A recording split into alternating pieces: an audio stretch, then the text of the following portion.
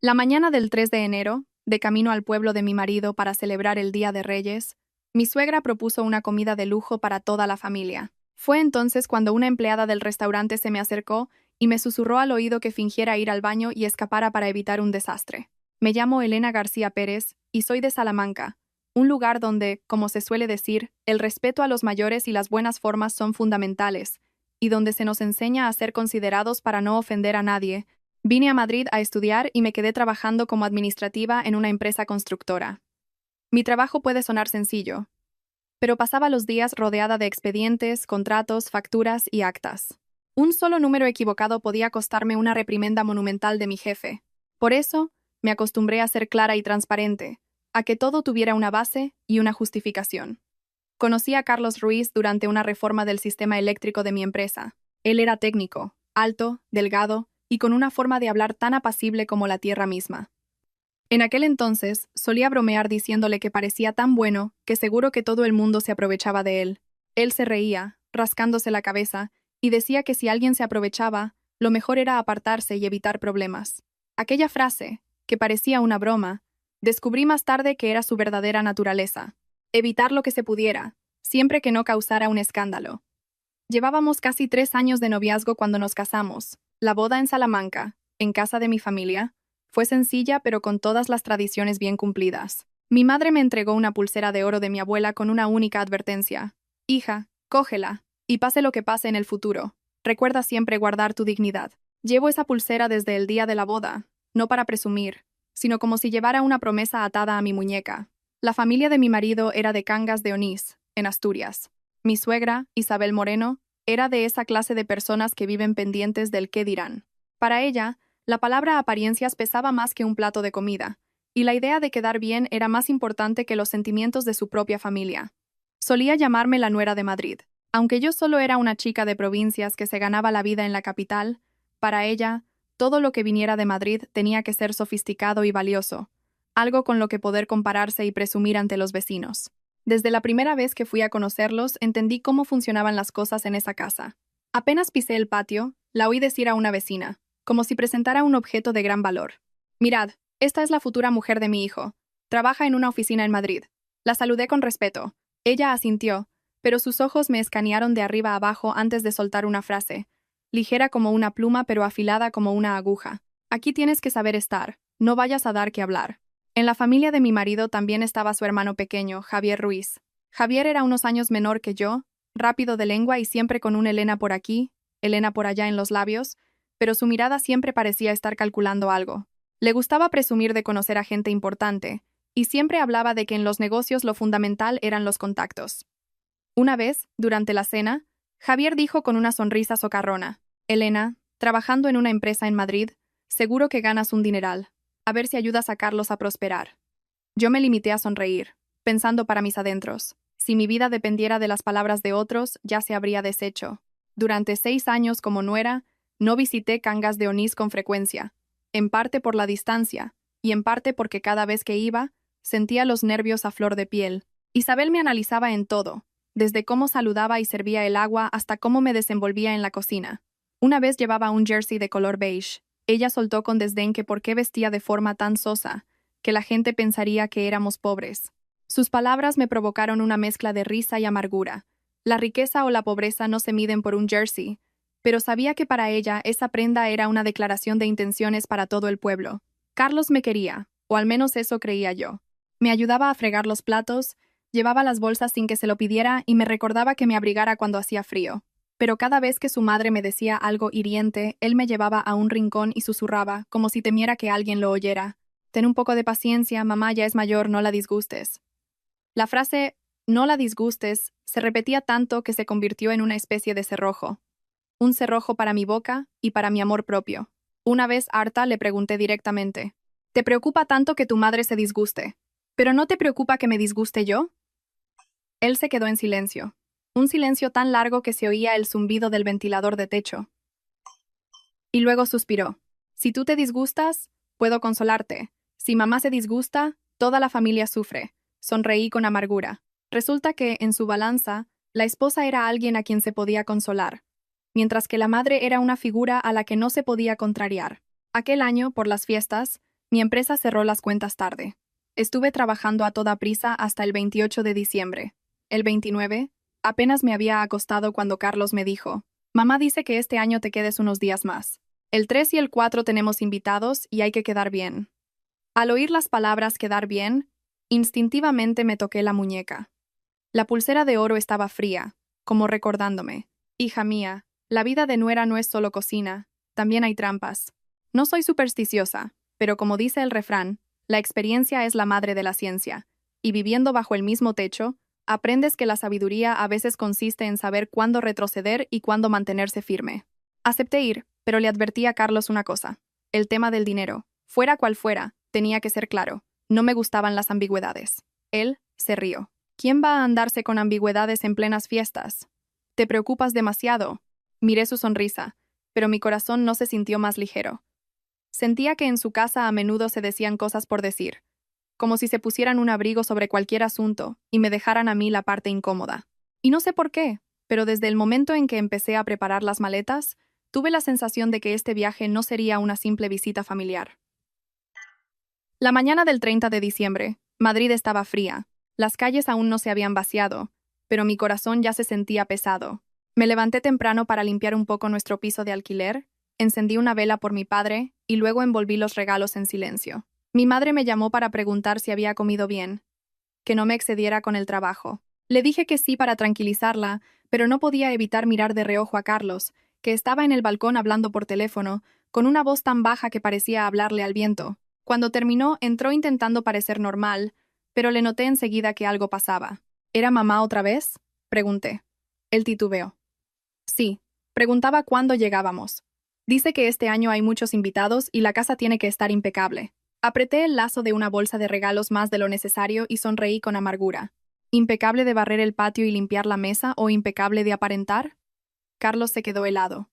No le gustaba que le hablara con indirectas, pero yo ya no tenía ganas de andarme con rodeos. Si te digo la verdad, si solo fuera cuestión de cocinar, podría soportarlo. Soy nuera, lo entiendo. Si te consideran la nuera de la casa, tienes que saber anticiparte a las cosas. Pero las dificultades en casa de mi marido eran de otra índole, algo intangible que la gente llama apariencias. No tiene forma, pero pesa tanto que todos tienen que agachar la espalda para llevarlo. Todavía recuerdo la primera vez que fui a Cangas de Onís para las fiestas después de la boda. Aquel día apenas bajé del coche y mientras sacaba la maleta, Isabel ya estaba en medio del patio proclamando a las vecinas: «Esta es mi nuera de Madrid. Trabaja en una oficina, tiene estudios». Dije hola mamá, hola a todas. Apenas me dio tiempo a respirar cuando me arrastró a la cocina y señaló una cesta de verduras. Su voz era una mezcla de enseñanza y sentencia. Esto no es como Madrid. Una nuera tiene que saber hacer las cosas, ser resolutiva y observadora. Que no digan que en esta casa hemos acogido a una invitada en lugar de a una nuera. En la cena de ese día, le serví un trozo de carne a ella primero. Asintió, pero frunció los labios. Este tiene demasiada grasa. ¿Cómo va a comer esto una chica de ciudad? Antes de que pudiera responder, se giró hacia mi marido. Hijo, hay que educar a la mujer. Si a una nuera no se la educa, acabará subiéndose a la cabeza de toda la familia. Sentada allí, me sentí como una alumna frente a la pizarra. No había ido a celebrar las fiestas, sino a ser evaluada. Las veces siguientes, la evaluación fue aún más difícil. En una ocasión, me puse un abrigo oscuro para no ensuciarme al ir al mercado. Isabel suspiró profundamente. ¿Por qué siempre vistes de oscuro? En estas fechas pareces de luto. Sonreí forzadamente, pensando que el color de un abrigo no define la felicidad de una casa. Pero no dije nada, seguía creyendo que la paciencia era una virtud. Sin embargo, de tanto aguantar, la virtud no aparecía por ninguna parte. Solo me sentía cada vez más pequeña. El punto culminante fue la vez que, siguiendo la sugerencia de Carlos, llevé unos pequeños regalos para los parientes. Unas cajas de dulces, algo de té y unos sobres con el aguinaldo para los niños. Lo hice con moderación, sin ostentación. Aún así, Isabel me llevó a un rincón del patio y con voz baja pero cortante dijo: «Eres la nuera del hijo mayor. Tienes que saber cómo actuar. La gente mira y compara una nuera de Madrid y solo trae esto». Me quedé atónita. He traído lo que podemos permitirnos. Además, en estas fechas lo que cuenta es el cariño. Ella me interrumpió. El cariño también tiene un precio. Nadie recuerda tus buenas palabras. La gente solo recuerda lo que les das. Aquella frase fue como un jarro de agua fría. Me quedé paralizada un momento y luego volví a entrar en casa. Esa noche le pregunté a Carlos si había oído lo que había dicho su madre, porque lo veía todo como una competición. Carlos me abrazó por los hombros con su habitual tono conciliador. Mamá es así por las apariencias. Ten un poco de paciencia. Son las fiestas. Me molestó tanto que me eché a reír. ¿Acaso las fiestas son un escudo mágico? ¿Significa que por ser fiestas tenemos que aguantar lo que sea? Él se quedó callado. Siempre se callaba cuando tocaba su punto débil. Un punto débil llamado mamá. Y Javier, su hermano pequeño, era astuto de otra manera. Javier no regañaba directamente. Solo lanzaba frases que parecían bromas. Una vez, mientras tomaba un sorbo de té, me miró de arriba abajo y dijo: Elena, trabajando de administrativa, seguro que eres una experta en papeles. A ver si un día me enseñas a redactar contratos como es debido. Sonreí cortésmente, y él añadió con una risita: Y como en Madrid conoces a tanta gente, acuérdate de mí, que hoy en día sin contactos no se llega a ninguna parte. Sus palabras me pusieron la piel de gallina. No me disgusta la gente con ambición, pero no soporto a quienes ven a los demás como una escalera. Una vez oí por casualidad a Javier hablando por teléfono en el porche, su voz era entusiasta. Estas fiestas va a venir mucha gente. Tranquilo, yo me encargo. Mi cuñada de Madrid es muy espléndida. Me quedé petrificada detrás de la puerta. La palabra espléndida sonó como una etiqueta pegada en mi frente. Salí, y Javier se sobresaltó, luego se rió. Ah, Elena.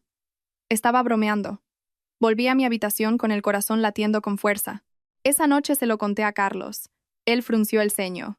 Javier solo fanfarronea para divertirse. Yo pregunté: ¿divertirse con quién? Y cuando la diversión acabe, ¿quién paga el precio?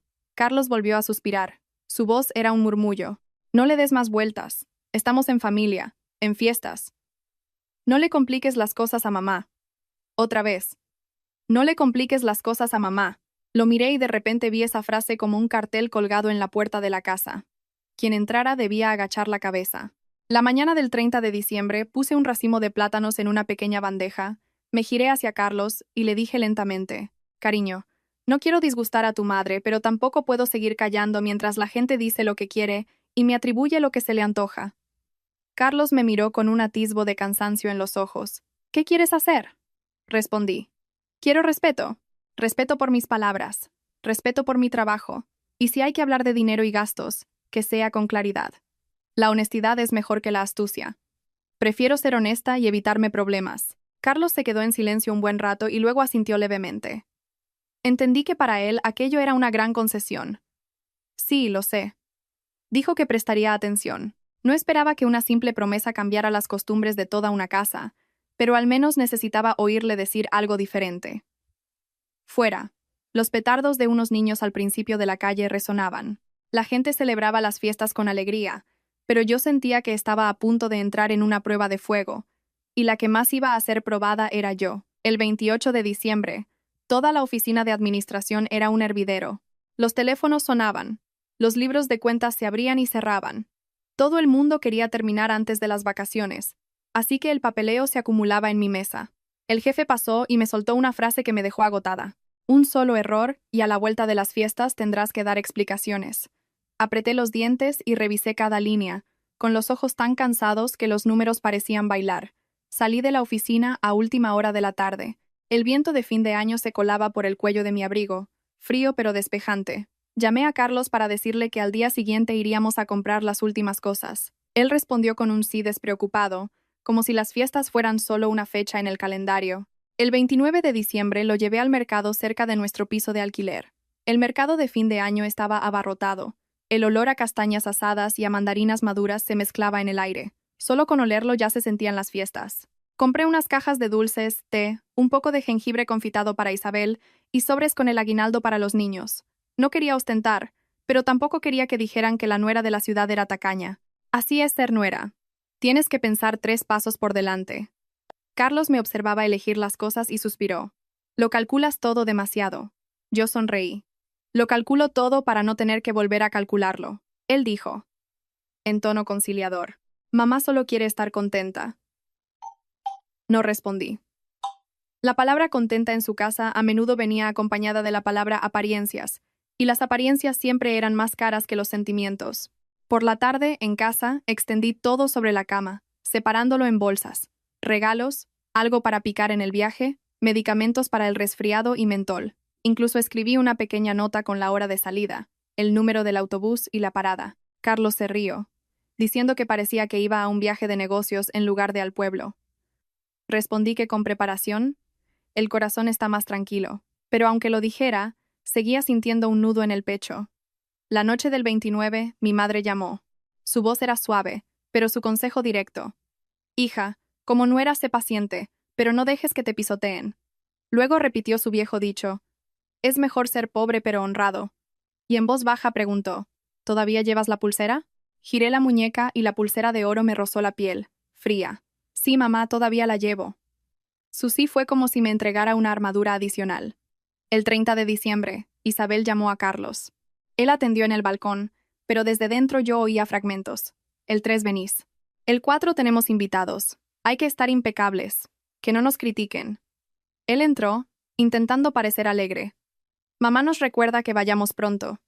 Yo pregunté quiénes eran los invitados. Él desvió la mirada. Familiares y algunos amigos de Javier. Dejé las tijeras sobre la mesa. No me asustan los invitados. Me asusta el tipo de invitado por el que hay que hacer un esfuerzo que luego pagamos nosotros. Él dijo en voz baja. Yo me encargo. No pienses tanto. No quise discutir el último día del año. Solo abrí mi cartera para comprobar el efectivo, las tarjetas, y metí algo más de dinero suelto. De repente recordé el dicho, no es tanto el regalo como la forma de darlo. Si en casa de mi marido el dinero era la medida de todo, mi forma de darlo podía ser fácilmente malinterpretada. En Nochevieja, Carlos y yo encendimos unas velas en nuestro piso de alquiler.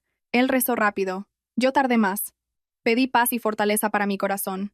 Los fuegos artificiales estallaron a lo lejos. Hermosos pero fugaces. Me dije a mí misma que hay cosas que deben brillar por cómo se conservan. El 1 y el 2 de enero nos quedamos en Madrid y visitamos a algunos amigos. Una compañera de trabajo muy cercana, al saber que iba a Cangas de Onís, me envió un mensaje. Tengo un primo que trabaja en el ayuntamiento de allí. Guarda su número por si necesitas algo con el viaje o el coche. Me envió el nombre Miguel. Le di las gracias y guardé el número en mis contactos, esperando no tener que usarlo, pero sin borrarlo. Más vale prevenir que curar. El 3 de enero, el frío en Madrid era cortante. Fuimos a la estación de autobuses temprano. El olor a humo y las voces llamándose llenaban el ambiente. Incluso en fiestas, la gente seguía con prisa. Subí al autobús y elegí un asiento junto a la ventana. Carlos se sentó a mi lado, abrazando la bolsa de regalos, con los ojos ya medio cerrados. El autobús salió de la ciudad y se adentró en la zona de montaña. El viento golpeaba el cristal con un sonido metálico, y el vehículo se sacudía tanto que parecía que nos levantaba del asiento.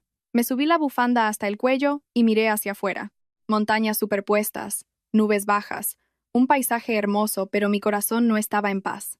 Sentía que me acercaba a una puerta, y al otro lado estaban las costumbres, las apariencias y otras cosas que aún no podía nombrar. Carlos se giró. ¿Tienes frío? Negué con la cabeza. No tengo frío, solo estoy un poco agobiada. Él me tomó la mano suavemente. Estoy aquí contigo. Al atardecer, el autobús entró en el pueblo. Miré el reloj y luego el mensaje que Javier me había enviado por la mañana. Venid rápido, cuñada, este año va a ser muy divertido. Acompañado de una cara sonriente. No respondí. Solo apreté el asa de mi bolso, recordándome a mí misma. Cuando vas a casa ajena, primero debes asegurarte una vía de escape. No para huir, sino para no quedarte acorralada. El autobús frenó en la parada. Bajé y el aire frío de la montaña me golpeó la cara, tan cortante que me despejó de golpe. Me bajé la manga para cubrir la muñeca, y con la otra mano agarré con fuerza la bolsa de regalos. En ese instante, entendí claramente las palabras de mi madre. Ser paciente es para mantener la paz, no para perderse a uno mismo. Apenas el autobús se detuvo al principio de la calle y mientras yo bajaba la maleta, ya se oían risas y conversaciones en el patio. La casa de mis suegros era grande, con una verja de hierro pintada de verde, y dentro, varias macetas con manzanos en flor tardía, de aspecto austero, pero con flores de un rojo intenso. Las fiestas en la montaña tienen un frío particular, un frío que se cuela hasta los huesos y hace que todo el mundo hable un poco más alto, como para ahuyentarlo. Justo al cruzar la puerta, Isabel salió de la casa a grandes zancadas, con los labios pintados de rojo y un abrigo nuevo que aún olía a tienda. No me abrazó. Solo me agarró suavemente de la muñeca y me arrastró hacia adentro como si exhibiera una mercancía valiosa. Por fin mi nuera de Madrid ha llegado, lo dijo a voz en grito, mirando de reojo a las personas que estaban en el patio. Trabaja en una oficina de una gran empresa. Tiene muchos estudios. Habla muy bien. Yo, sonrojada, incliné la cabeza para saludar. Hola, mamá. Hola a todos.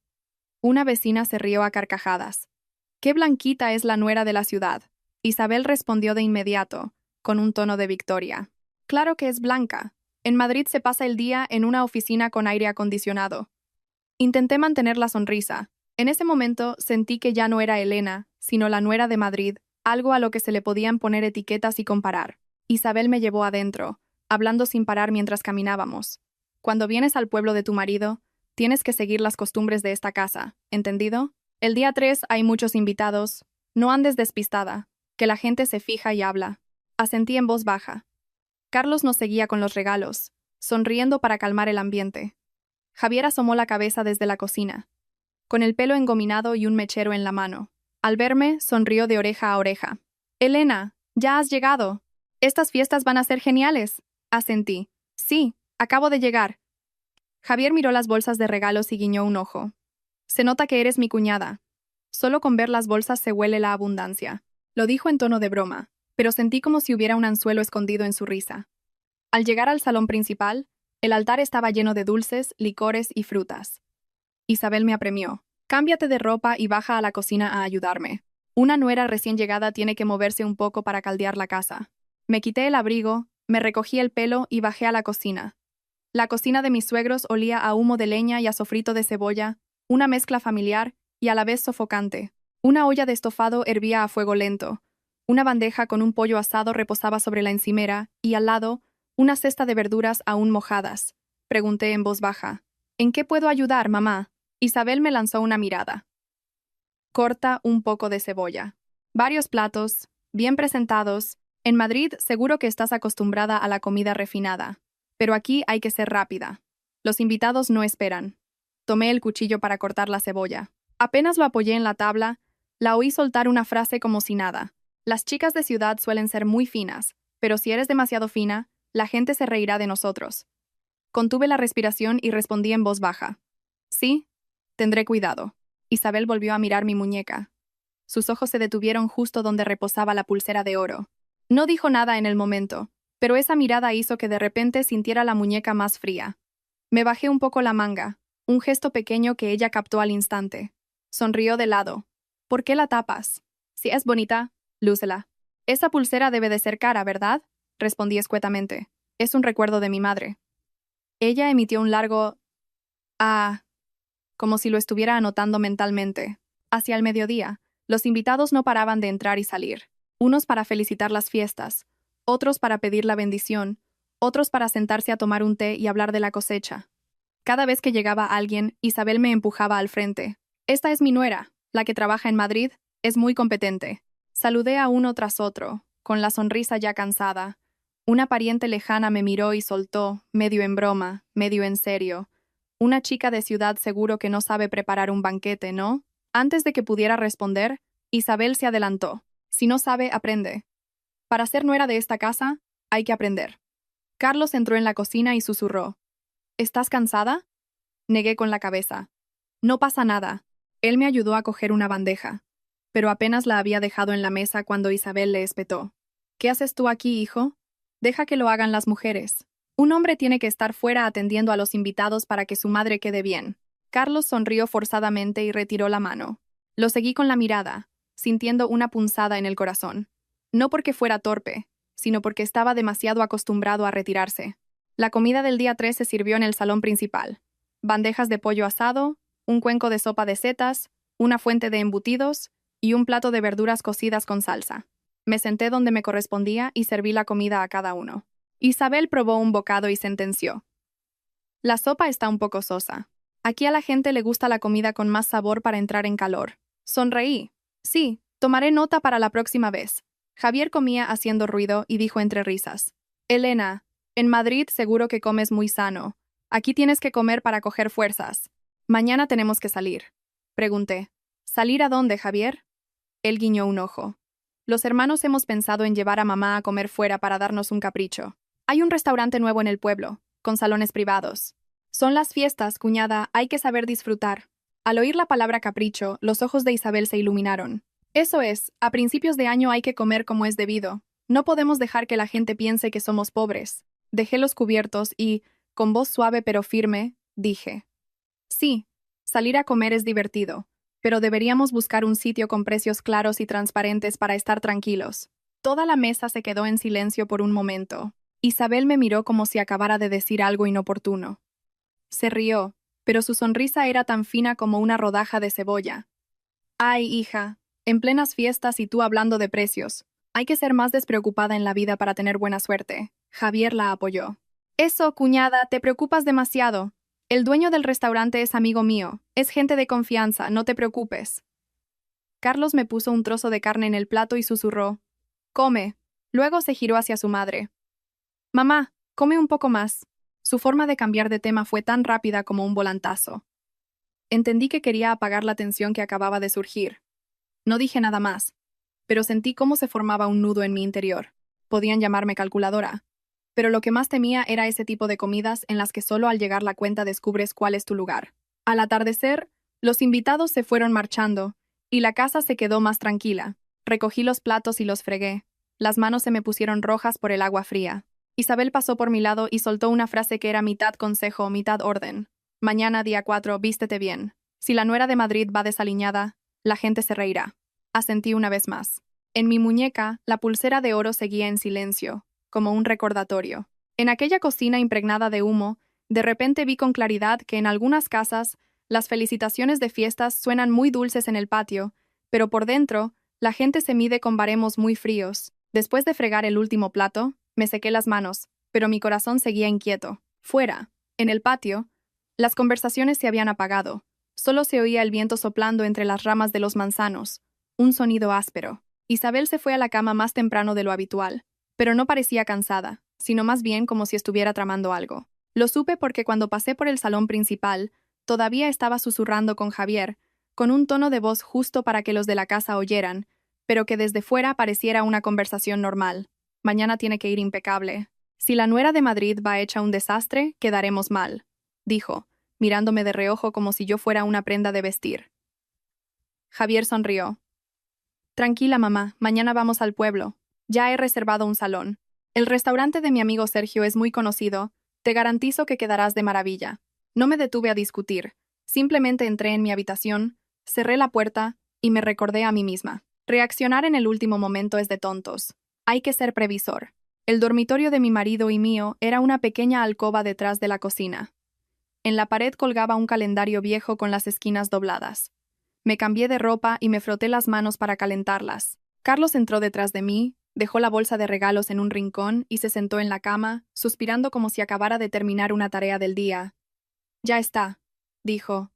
Hoy ha ido todo bien. Lo miré y le pregunté en voz baja, directamente. ¿En qué sentido ha ido todo bien? Carlos parpadeó. Pues los invitados se han ido, mamá está contenta, y tú no has discutido con nadie. Me eché a reír, pero al terminar sentí un nudo en la garganta. ¿Así que ir bien significa que no puedo decir nada?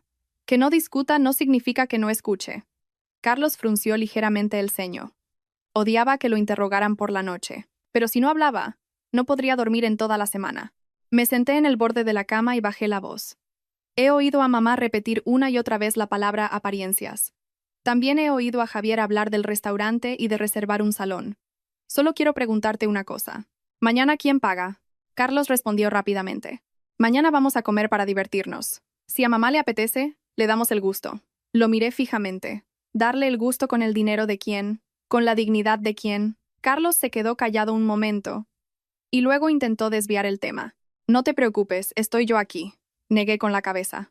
La frase estoy yo aquí suena muy bien, pero las otras veces también lo dijiste. Y al final siempre he sido yo la que ha tenido que tragarse el disgusto. No quiero que todo recaiga sobre mí para que luego me digas que aguante un poco por el bien de la paz. Carlos suspiró. Su voz se volvió más grave. Habla más bajo. No vaya a ser que mamá oiga. Me sobresalté. Miré la delgada puerta y de repente me sentí oprimida. ¿Tienes miedo de que mamá oiga? ¿O de que se disguste? Carlos respondió casi por instinto. Sí, no quiero que se disguste. Estamos en plenas fiestas. Armar un escándalo lo estropearía todo. Esa frase volvió a caer en el mismo lugar, como un cerrojo que se cierra. De repente me sentí hastiada, pero aún así intenté hablar con calma. Cariño, Se suele decir que la sangre es más espesa que el agua. Entiendo que quieras a tu madre, pero nosotros también somos una familia. No puedes usar siempre el disgusto de tu madre como vara de medir, mientras que mi disgusto lo consideras algo que se arregla con unas pocas palabras de consuelo. Carlos me miró, sus ojos enrojecidos por el cansancio y por verse forzado a elegir.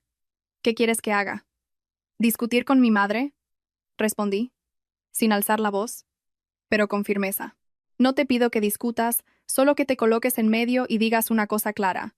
Mañana, antes de comer, preguntaremos los precios. Si algo no está claro, nos levantamos y nos vamos. ¿Puedes decir eso? Carlos titubeó. Su vacilación fue como una confesión de su miedo.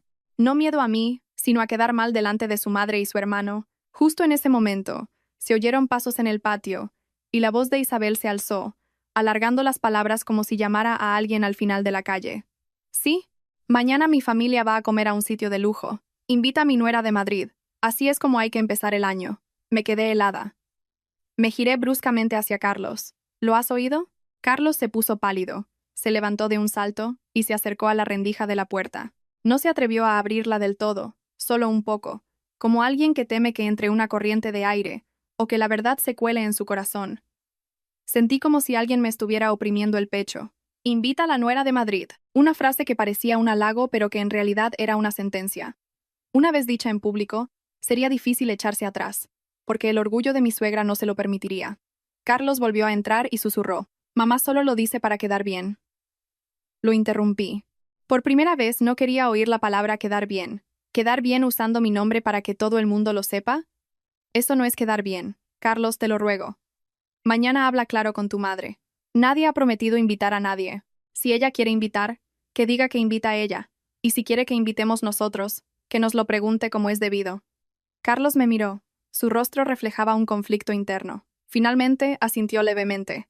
Pero ese asentimiento fue muy débil, como el de alguien que asiente para terminar una conversación, no para iniciar una acción. No insistí más. Insistir solo lo haría retroceder. Me levanté y coloqué una toalla fina sobre la almohada. En un rincón de la habitación, la maleta seguía cerrada. No la abrí más. Solo me subí un poco la pulsera de oro y la acaricié suavemente, como si acariciara el consejo de mi madre. Y luego suspiré. Fuera. Javier reía y hablaba con alguien. Su voz era entusiasta. Mañana dejádmelo a mí. Su dejádmelo a mí sonó como una risa sobre un fuego. De repente pensé que, a veces, los que más ríen son los que más esconden. Esa noche, Carlos se acostó de espaldas. Seguro que a él también le costaba dormir. Yo no lloré. Solo sentía cómo mi mente repasaba las cosas como si fuera una lista de tareas. ¿En qué confiar? ¿En qué no confiar? ¿Qué debía proteger? Me dije a mí misma que podía ceder para mantener la armonía, pero no podía ceder hasta el punto de que se acostumbraran a faltarme al respeto. Si cedía de esa manera, pronto no me quedaría ninguna vía de escape. Cerré los ojos y escuché el silbido del viento de la montaña colándose por la rendija de la puerta. Las fiestas aquí eran frías, pero el mayor frío no estaba fuera, sino en la sensación de que me habían puesto en una balanza, esperando a que otros decidieran mi precio. Me levanté más temprano de lo habitual, no por entusiasmo, sino porque sentía un golpeteo en el pecho, como si alguien me recordara que no me durmiera. Afuera, el rocío aún cubría las macetas de los manzanos y el suelo de baldosas estaba helado. En las fiestas de la montaña el día amanece, pero el viento sigue siendo cortante. Mientras me lavaba la cara, oí la voz de Isabel en el salón principal, tan sonora como una campana. «Javier, ¿dónde está mi blusa?» «La que compramos el otro día, esa es la que me tengo que poner para ir elegante». Eché un vistazo y vi que se había cambiado por completo. Llevaba un abrigo largo, una bufanda nueva, el pelo bien peinado, y los labios de un rojo intenso. Esa forma de arreglarse no era la de alguien que va a felicitar las fiestas a los parientes, sino la de alguien que se prepara para subir a un escenario. Carlos salió detrás de mí, bostezó y preguntó en voz baja, «¿Mamá se ha levantado tan temprano?» Isabel se giró bruscamente, con los ojos brillantes. «Son las fiestas, hijo. Hay que empezar el año con buen pie. Hoy al mediodía vamos a comer fuera a un sitio elegante, para que la gente vea que en esta casa también sabemos disfrutar». Javier asomó desde la cocina, con el teléfono en la mano y una sonrisa de oreja a oreja. «Ya he reservado, mamá. Un salón privado. El restaurante de mi amigo Sergio es frecuentado por gente importante». Al oír la palabra privado, sentí un escalofrío. Privado significaba aislado. Significaba que si algo iba mal, sería difícil pedir ayuda. Mantuve un tono suave. Comer fuera es divertido. Pero, ¿Podríamos ir a un restaurante que tenga un menú con los precios claros, mamá?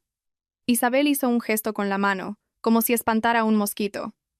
Ay, hija, siempre calculando. En plenas fiestas, ¿quién se pone a preguntar precios? Se estropea la diversión. La nuera de Madrid, si es demasiado tacaña, la gente dirá que somos unos agarrados. Antes de que pudiera decir algo, Javier intervino. Tranquila, cuñada, el restaurante de Sergio es de confianza. Hasta los políticos van allí. Tú llega, pide lo que quieras y no te preocupes por nada. Miré a Javier, su boca decía, no te preocupes, pero sus ojos brillaban como los de alguien que espera un buen espectáculo. Solo asentí levemente, sin discutir.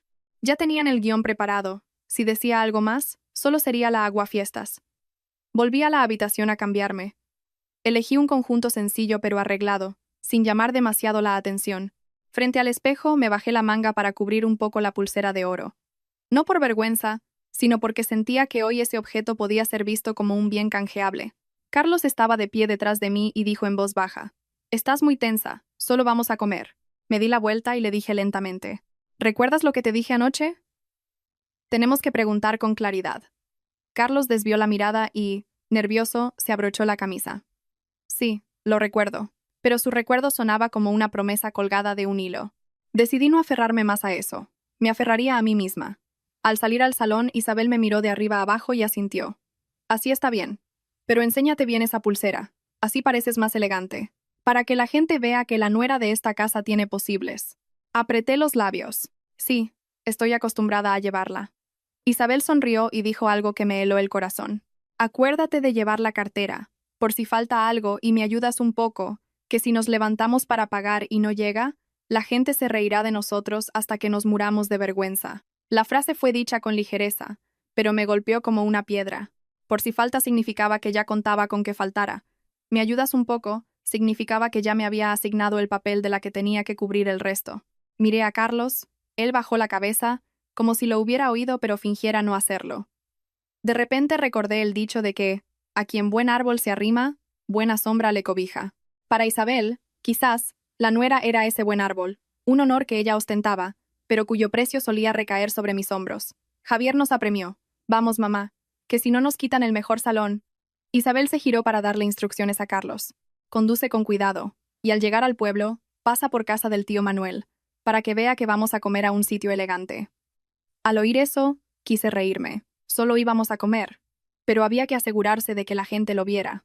Hay personas que no viven para comer bien, sino para que los demás asientan con la cabeza. El coche se puso en marcha. La carretera que subía al pueblo serpenteaba por la ladera de la montaña, con un talud a un lado y un precipicio al otro. El viento golpeaba el parabrisas con fuerza. Isabel hablaba sin parar, como si el silencio le restara ímpetu. Estos días la gente no para de preguntarme si ya ha llegado la nuera de Madrid. Yo les digo que sí, y que además es muy apañada. Hoy, día 4, vamos a comer como es debido, que si no, la gente se ríe de nosotros por comer siempre en casa. Javier la secundaba. Eso es, mamá. El restaurante de Sergio tiene un acuario con langostas vivas. Si subimos un vídeo, todo el mundo se quedará boquiabierto. Apreté con fuerza la correa de mi bolso, y de repente me vino a la mente la imagen del teléfono grabándome de cerca el día anterior. Subir un vídeo. Eso significaba que todo lo de hoy podría convertirse en una prueba. Una prueba para obligarme a pagar. Carlos conducía en silencio. Lo miré de perfil y vi cómo apretaba la mandíbula. Seguramente él también sabía que algo no iba bien, pero su costumbre de buscar la paz a toda costa estaba demasiado arraigada. Así que optó por conducir un poco más rápido, como si al llegar todo fuera a solucionarse por sí solo. Yo ya no esperaba que las cosas se solucionaran solas. Discretamente, saqué el teléfono, comprobé la batería y busqué en mi agenda el nombre de Miguel. Mi dedo se detuvo un instante sin llamar. Solo lo miré, como quien coloca un salvavidas a su lado. El coche llegó al pueblo. Frente a nosotros, una hilera de edificios con letreros luminosos y música festiva a todo volumen. Apenas aparcamos, un joven empleado salió corriendo, hizo una reverencia y dijo con voz clara: «Buenas tardes, la familia de la señora Isabel, ¿verdad?». Me quedé paralizada. El empleado había dicho el nombre de mi suegra, como si se lo hubieran indicado de antemano. Isabel sonrió satisfecha y se ajustó la bufanda. «Sí, llévanos al mejor salón». Javier me miró y guiñó un ojo. «¿Ves, cuñada? Te dije que éramos conocidos». Lo seguí, sintiendo cómo el frío me recorría el cuerpo. En mi mente solo había una idea. tan clara como si estuviera impresa. Esto no era una coincidencia. Lo habían preparado todo, desde la forma de llamarnos por nuestro nombre hasta el mejor salón. No me di la vuelta, solo me bajé un poco más la manga para que la pulsera de oro quedara pegada a mi piel, como un recordatorio de que debía protegerme. Podían montar un banquete para su propio honor, pero yo no iba a permitir que mi honor se convirtiera en la cuenta a pagar. La puerta de cristal del restaurante se abrió, y una ráfaga de aire acondicionado me dio en la cara. Entré y oí el sonido de mis zapatos sobre el suelo de mármol, un sonido regular y tranquilo. En mi interior, un proverbio se hizo muy claro. Conoce a tu enemigo y a ti mismo, y ganarás 100 batallas. Yo no necesitaba ganar a nadie. Solo necesitaba no perder contra mi propia ingenuidad. La puerta de cristal se cerró a mi espalda, cortando de golpe el ruido de la calle. Dentro del restaurante hacía un frío de aire acondicionado a máxima potencia que me puso la piel de gallina. El olor a marisco del acuario se mezclaba con el olor penetrante del limpiador de suelos. Un aroma que pretendía ser elegante pero resultaba desagradable. A lo largo del pasillo, luces amarillas empotradas en la pared lo iluminaban todo, haciendo que todo el mundo pareciera más favorecido. El empleado nos guió por un pequeño corredor y se detuvo ante una puerta de madera maciza con una placa que decía VIP 3. Leí rápidamente las letras. VIP 3 no era tan aterrador como la sensación de que allí todo estaba premeditado. Por favor, señora Isabel, pasen. El joven empleado hizo una reverencia. Isabel entró primero, con una sonrisa de satisfacción, como si acabara de ganar una partida de cartas. Javier la siguió, grabando con el teléfono mientras decía: «Este salón es precioso, mamá». Carlos caminaba a mi lado, con su habitual gesto de sujetarme suavemente por el codo, pero su mano no estaba cálida. Estaba tensa, como la de alguien que intenta mantener el equilibrio en un puente azotado por el viento. El salón VIP era más grande de lo que pensaba. Una mesa redonda con un mantel blanco, sillas tapizadas en terciopelo marrón y, sobre la mesa, una vajilla de porcelana, copas de vino altas y servilletas dobladas en forma de abanico. En un rincón, un acuario de cristal con langostas, cangrejos y meros nadando lentamente. La luz que incidía sobre ellos hacía que los caparazones de las langostas brillaran como si estuvieran bañados en oro. Apenas se sentó, Isabel exclamó: «Esto sí que es vida. Así es como hay que empezar el año, comiendo con clase». Lo dijo a propósito en voz alta, como si temiera que la habitación no fuera capaz de registrar su estatus. Justo en ese momento, la puerta se abrió, y un hombre de unos 40 años, con algo de barriga, el pelo engominado y camisa blanca, entró con una sonrisa radiante. «Vaya, vaya, si ha llegado la señora Isabel». Se acercó a estrecharle la mano a mi suegra con mucha familiaridad, y luego se giró hacia Javier para darle una palmada en el hombro. «Javier, amigo mío, qué alegría me das trayendo a clientes tan distinguidos». Javier sonrió de oreja a oreja. «Elena, este es Sergio, el dueño del restaurante. Es muy amigo mío». El señor Sergio se giró hacia mí. Sus ojos recorrieron rápidamente mi cara, bajaron hasta mi muñeca y se detuvieron allí medio segundo. El tiempo suficiente para que sintiera un escalofrío, aunque su boca seguía siendo un derroche de amabilidad. «Hola, la cuñada de Madrid, ¿verdad? Se nota que es usted una persona con estudios. Seguro que habla con mucha propiedad». Asentí. «Sí, hola». Intenté mantener un tono normal para no dejar ver mi incomodidad. Como se suele decir, las palabras no cuestan dinero, pero aquí a veces las palabras eran anzuelos. Sergio sonrió. «Hoy pidan lo que quieran, para eso están en el VIP. A principios de año hay que celebrar. Les haré un buen precio». La expresión buen precio me heló la sangre. ¿Cuánto era un buen precio? ¿Bueno para quién? ¿Y de qué tipo? No me gustaban las palabras sin números. Un camarero nos entregó a cada uno un menú grueso. Lo abrí y en la primera página vi unas líneas impresas en negrita. Precio según mercado, consultar en el mostrador, opciones personalizadas para clientes VIP. Seguí pasando las páginas y cada vez me extrañaba más. Algunas tenían un papel pegado encima, y donde debería estar el precio, estaba borroso, como si lo hubieran frotado. Había platos con nombres muy llamativos: langosta imperial, abulón en salsa, mero emperador, pero la sección del precio estaba en blanco o indicaba contactar con el personal. Levanté la vista y le pregunté a la camarera con voz educada: «Perdona, ¿podrías decirme cuánto cuesta este plato y qué incluye el menú VIP?» La camarera sonrió nerviosamente, miró de reojo a Sergio y respondió: «No se preocupen, disfruten de la comida, luego les hago el total». Fruncí ligeramente el ceño. Necesito saberlo antes para pedir de forma razonable. Ella siguió sonriendo, pero su sonrisa era forzada. «Sí, pero en estas fechas los precios varían. No se preocupen, Me giré hacia Carlos. Él me miró un instante y luego bajó la vista a la mesa, esquivándome. Su evasión me molestó, pero me contuve. Enfadarse en esa habitación no serviría de nada. Isabel me quitó el menú de las manos con una risa burlona. Ay, hija, no preguntes tanto que estropeas la fiesta. Empezar el año siendo tan calculadora, así nadie se atreve a comer. Luego se giró hacia Sergio. Tráenos langosta y abulón. Lo más selecto que tengas, que tenemos que quedar bien. Javier la secundó con entusiasmo. Sergio, sírvenos el menú VIP. 2 langostas, un plato de abulón y un cangrejo real para que mi madre grabe un vídeo. Sergio dio una palmada. Perfecto. A principios de año hay que tirar la casa por la ventana. Ahora mismo os lo preparo. Al oír menú VIP, cuyo precio no aparecía en la carta, sentí un peso en el estómago, pero me mantuve erguida, sin discutir. Me dije a mí misma, sé astuta con los de fuera, pero no te pelees con los de tu propia familia. Sin embargo, aquí los de fuera y los de dentro iban de la mano. En menos de 10 minutos llegó el primer plato. Una bandeja de marisco en el centro de la mesa, con langostinos todavía rojos, cangrejos atados y una jarra de un licor de color ámbar. Javier levantó su copa y proclamó: por un nuevo año, salud para mi madre, prosperidad para Elena y un ascenso para Carlos. Isabel, encantada, no paraba de grabar con el teléfono. Empezar el año con este lujo, esto sí que trae buena suerte.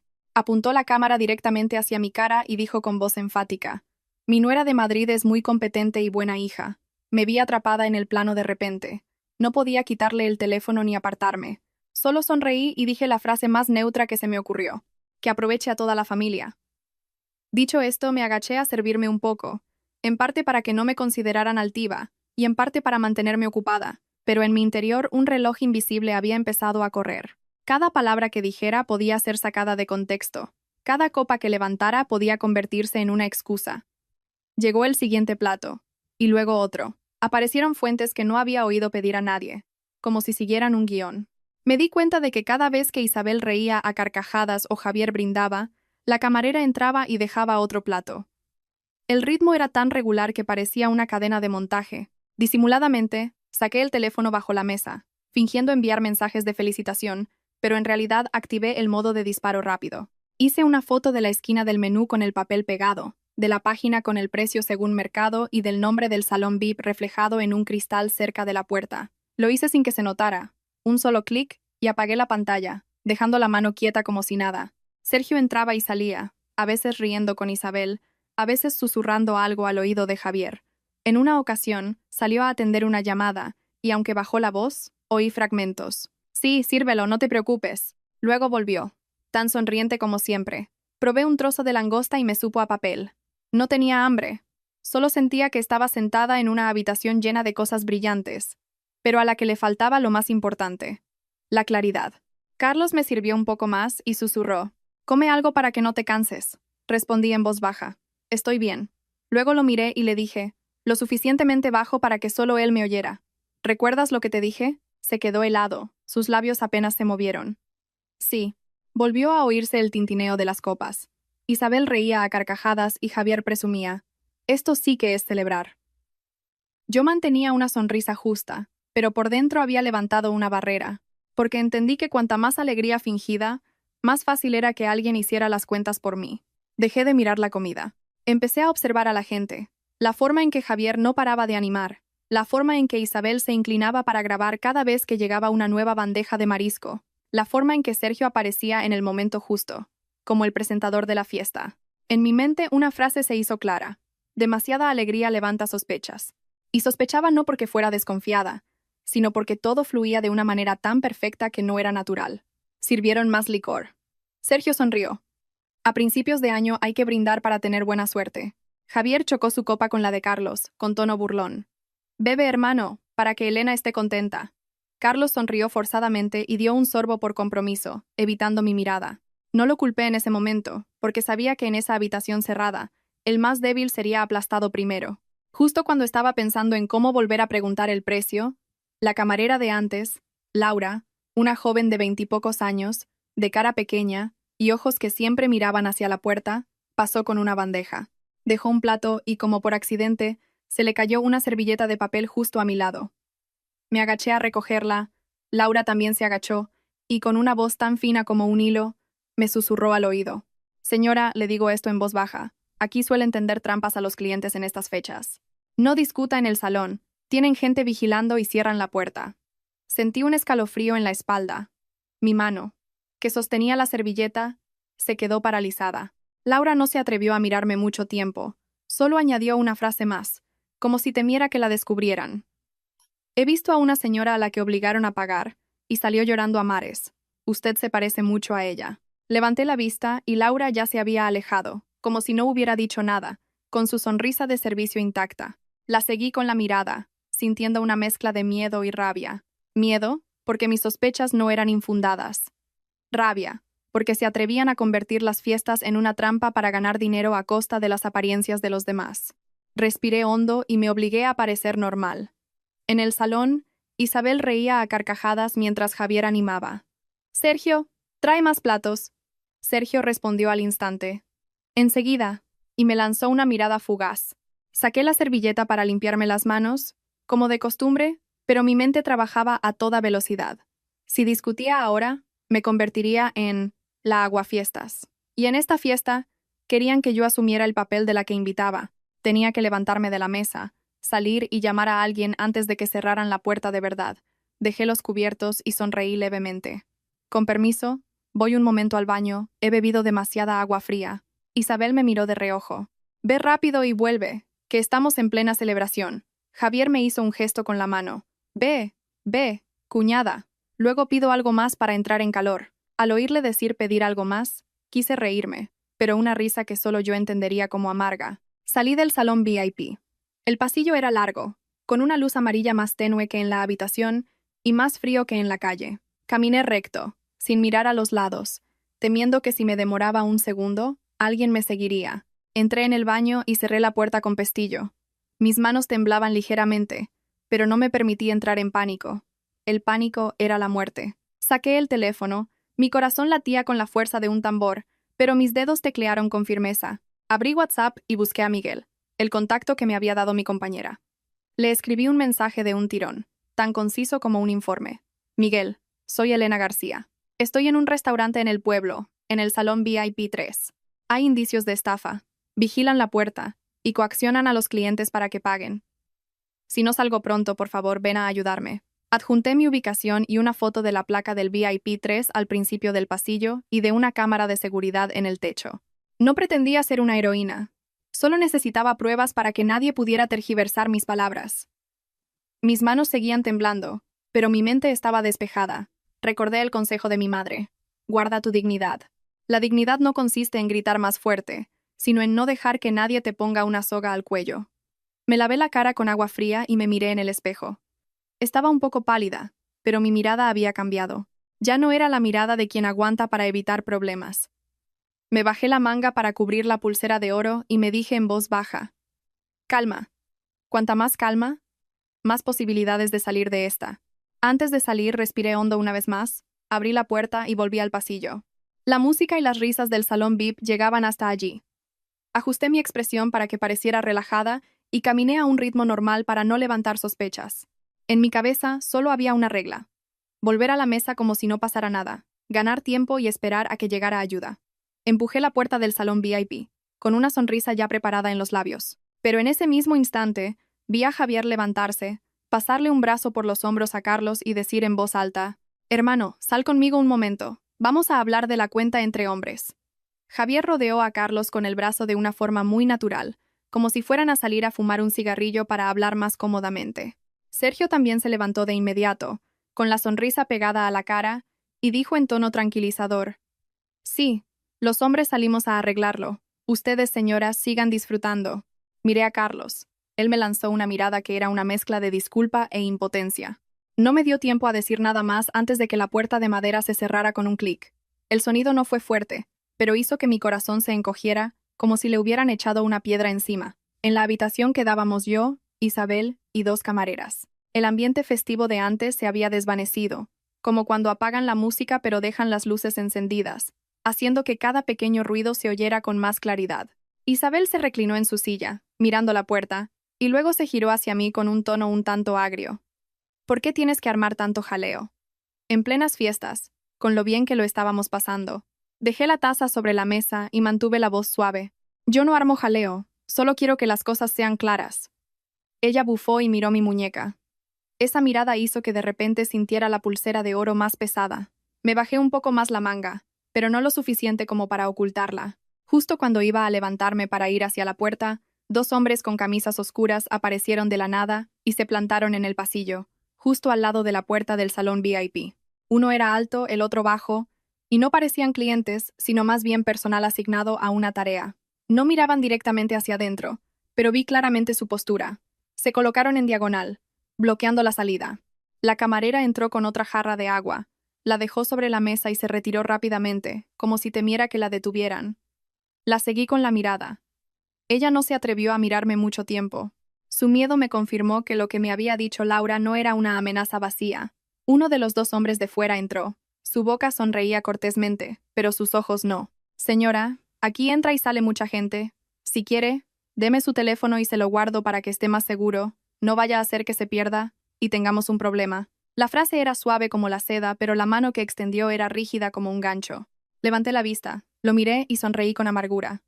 Gracias, pero puedo cuidarlo yo misma. Además, tengo poca batería y necesitaré cargarlo luego. Él no retiró la mano. Su voz se volvió más grave, como si hablara con un niño. Démelo, señora. Se lo guardo en un lugar seguro en el mostrador. No cambié mi tono, solo acerqué más mi bolso.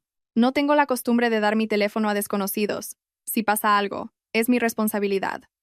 Un silencio tenso cayó sobre la mesa. Isabel me miró con los ojos muy abiertos.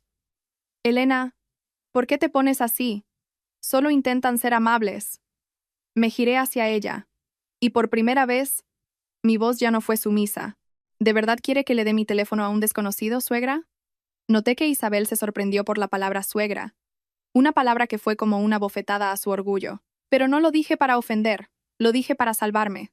Cuando empiezan a querer quedarse con tu teléfono es que quieren controlar tu comunicación. El hombre me miró fijamente un segundo y luego sonrió de lado. Como usted quiera. Se dio la vuelta y se colocó más cerca de la puerta, como si declarara, si quiere quedarse con su teléfono, quédeselo, pero no piense en salir. Volví a sentarme, con las manos sobre el regazo para ocultar el temblor. No temía la violencia física, temía perder la calma.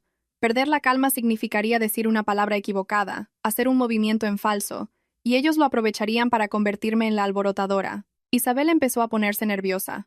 Cogió su teléfono, tecleó algo y lo volvió a dejar, con los labios apretados. Sabía que estaba más preocupada por perder las apariencias que por la estafa. Para ella, una estafa se podía explicar. Pero la vergüenza, no. A ver si por tu culpa luego dicen que en esta casa comemos y no pagamos, dijo, con una voz que delataba su pánico. La miré fijamente. Si el precio es justo, pagaremos. Si no lo es, no podemos agachar la cabeza. Isabel soltó una risa seca. Hablas muy bien, pero no sabes que aquí todo el mundo se conoce, respondí. Conozcan a quien conozcan. Tienen que cumplir la ley. No dije más, porque seguir hablando se convertiría en una discusión en una habitación cerrada, justo lo que Laura me había advertido que no hiciera. Empecé a observar. En la esquina izquierda de la sala había una pequeña cámara cerca del aire acondicionado, con una luz roja parpadeando.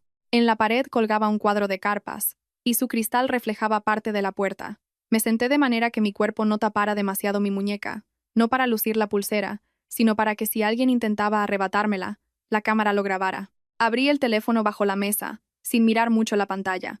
El mensaje a Miguel ya estaba enviado. No escribí más. Solo activé la grabadora de voz y apagué la pantalla. En mi bolso, la batería externa que había traído seguía allí. La saqué y la puse sobre la mesa, una excusa perfecta para tener el teléfono a mano. Una camarera entró y dijo en voz baja. ¿Desea más agua? Asentí. Tráeme un vaso de agua tibia, por favor. Me miró rápidamente, con una pizca de compasión en los ojos, y luego se retiró. Isabel estaba tan nerviosa que golpeaba la mesa con las uñas, un sonido rítmico y constante. Se giró hacia mí, bajando la voz, pero con un tono cortante. No vayas a armar un escándalo, ¿me oyes? En esta casa todavía tenemos una reputación. La miré, con una calma gélida. Una reputación no se compra empujando a tu nuera a una trampa. Iba a decir algo más, pero la puerta se abrió. Sergio asomó la cabeza, sonriendo como si nada. Señoras, esperen un momento, por favor. Los señores están revisando la cuenta para que todo quede perfecto. Dicho esto, cerró la puerta rápidamente, como si temiera que le hiciera una pregunta. Al oír la palabra perfecto, quise reírme. ¿Perfecto para quién? ¿Para la cuenta o para la trampa? En ese momento, entendí que me estaban aislando a propósito. Habían separado a Carlos para que no tuviera tiempo de escucharme, de preguntarme, y mientras él estaba siendo entretenido por los hombres, usarían a Isabel para presionarme en la habitación. Por un lado, el orgullo de mi suegra. Por otro, una puerta bloqueada por vigilantes. Querían que sacara mi cartera voluntariamente, incluso que entregara mi pulsera. Me toqué suavemente la muñeca. El oro estaba helado. No le rogué a nadie en esa habitación. Solo me repetí en silencio una frase que mi madre solía decir. En la vida, si pierdes una partida de dinero, puedes recuperarte. Pero si pierdes una partida de honor, la vergüenza te acompañará siempre. Me senté erguida, con una sonrisa justa para que nadie pudiera acusarme de buscar problemas, y mantuve la mente despejada para que, cuando la puerta se abriera de nuevo, no diera un paso en falso. La puerta de madera se abrió de nuevo, sin estruendo, pero lo suficiente para que la habitación se quedara en un silencio tenso. Sergio entró primero, seguido de Javier y Carlos. Carlos caminaba despacio, con el rostro pálido y los labios apretados. Javier, por su parte, todavía intentaba sonreír, la sonrisa de quien quiere fingir que todo sigue siendo una fiesta. Sergio dejó una larga hoja de papel sobre la mesa, ni con delicadeza ni con brusquedad, sino como quien pone un cuchillo sobre una tabla de cortar y espera a que el otro vea el filo. Aquí está el total, dijo, con una voz tan dulce como la miel. Eché un vistazo y el número en negrita al final de la página pareció saltar del papel, 14.700 euros. La habitación se quedó en un silencio sepulcral. Podía oír el zumbido del aire acondicionado.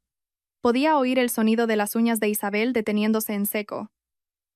¿Cuánto? Tartamudeó mi suegra, fingiendo sorpresa, y luego se giró hacia mí como un rayo. Elena, ¿qué has hecho en plenas fiestas? Carlos miró la cuenta y balbuceó. ¿Por qué es tanto, Sergio? Sergio se encogió de hombros. Sin dejar de sonreír, son las fiestas, amigo. Habéis pedido los platos más exclusivos, en un salón B, con servicio y cargo de sala privados. He calculado según el sistema, nada más.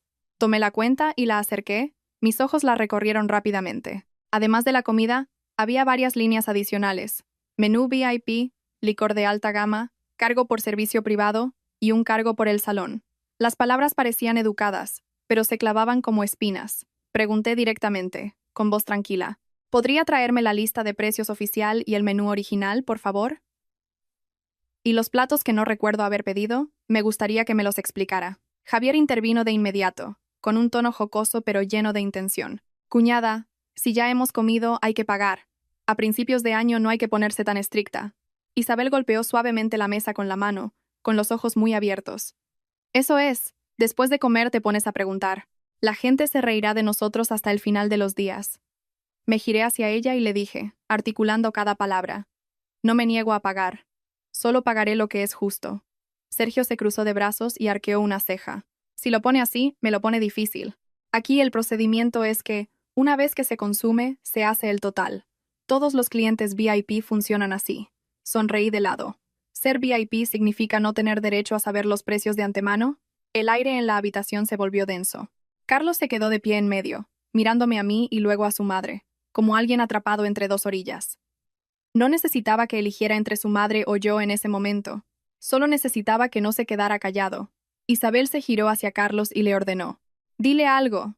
Si la nuera de esta casa arma un escándalo, será una vergüenza para toda la familia. Carlos abrió la boca, pero antes de que pudiera hablar, Javier sacó su teléfono, encendió la pantalla y la apuntó directamente hacia mí. No digas más, cuñada, tengo el vídeo aquí mismo. En la pantalla, se reproducía el momento exacto en que me habían grabado de cerca, y mi voz se oía con claridad.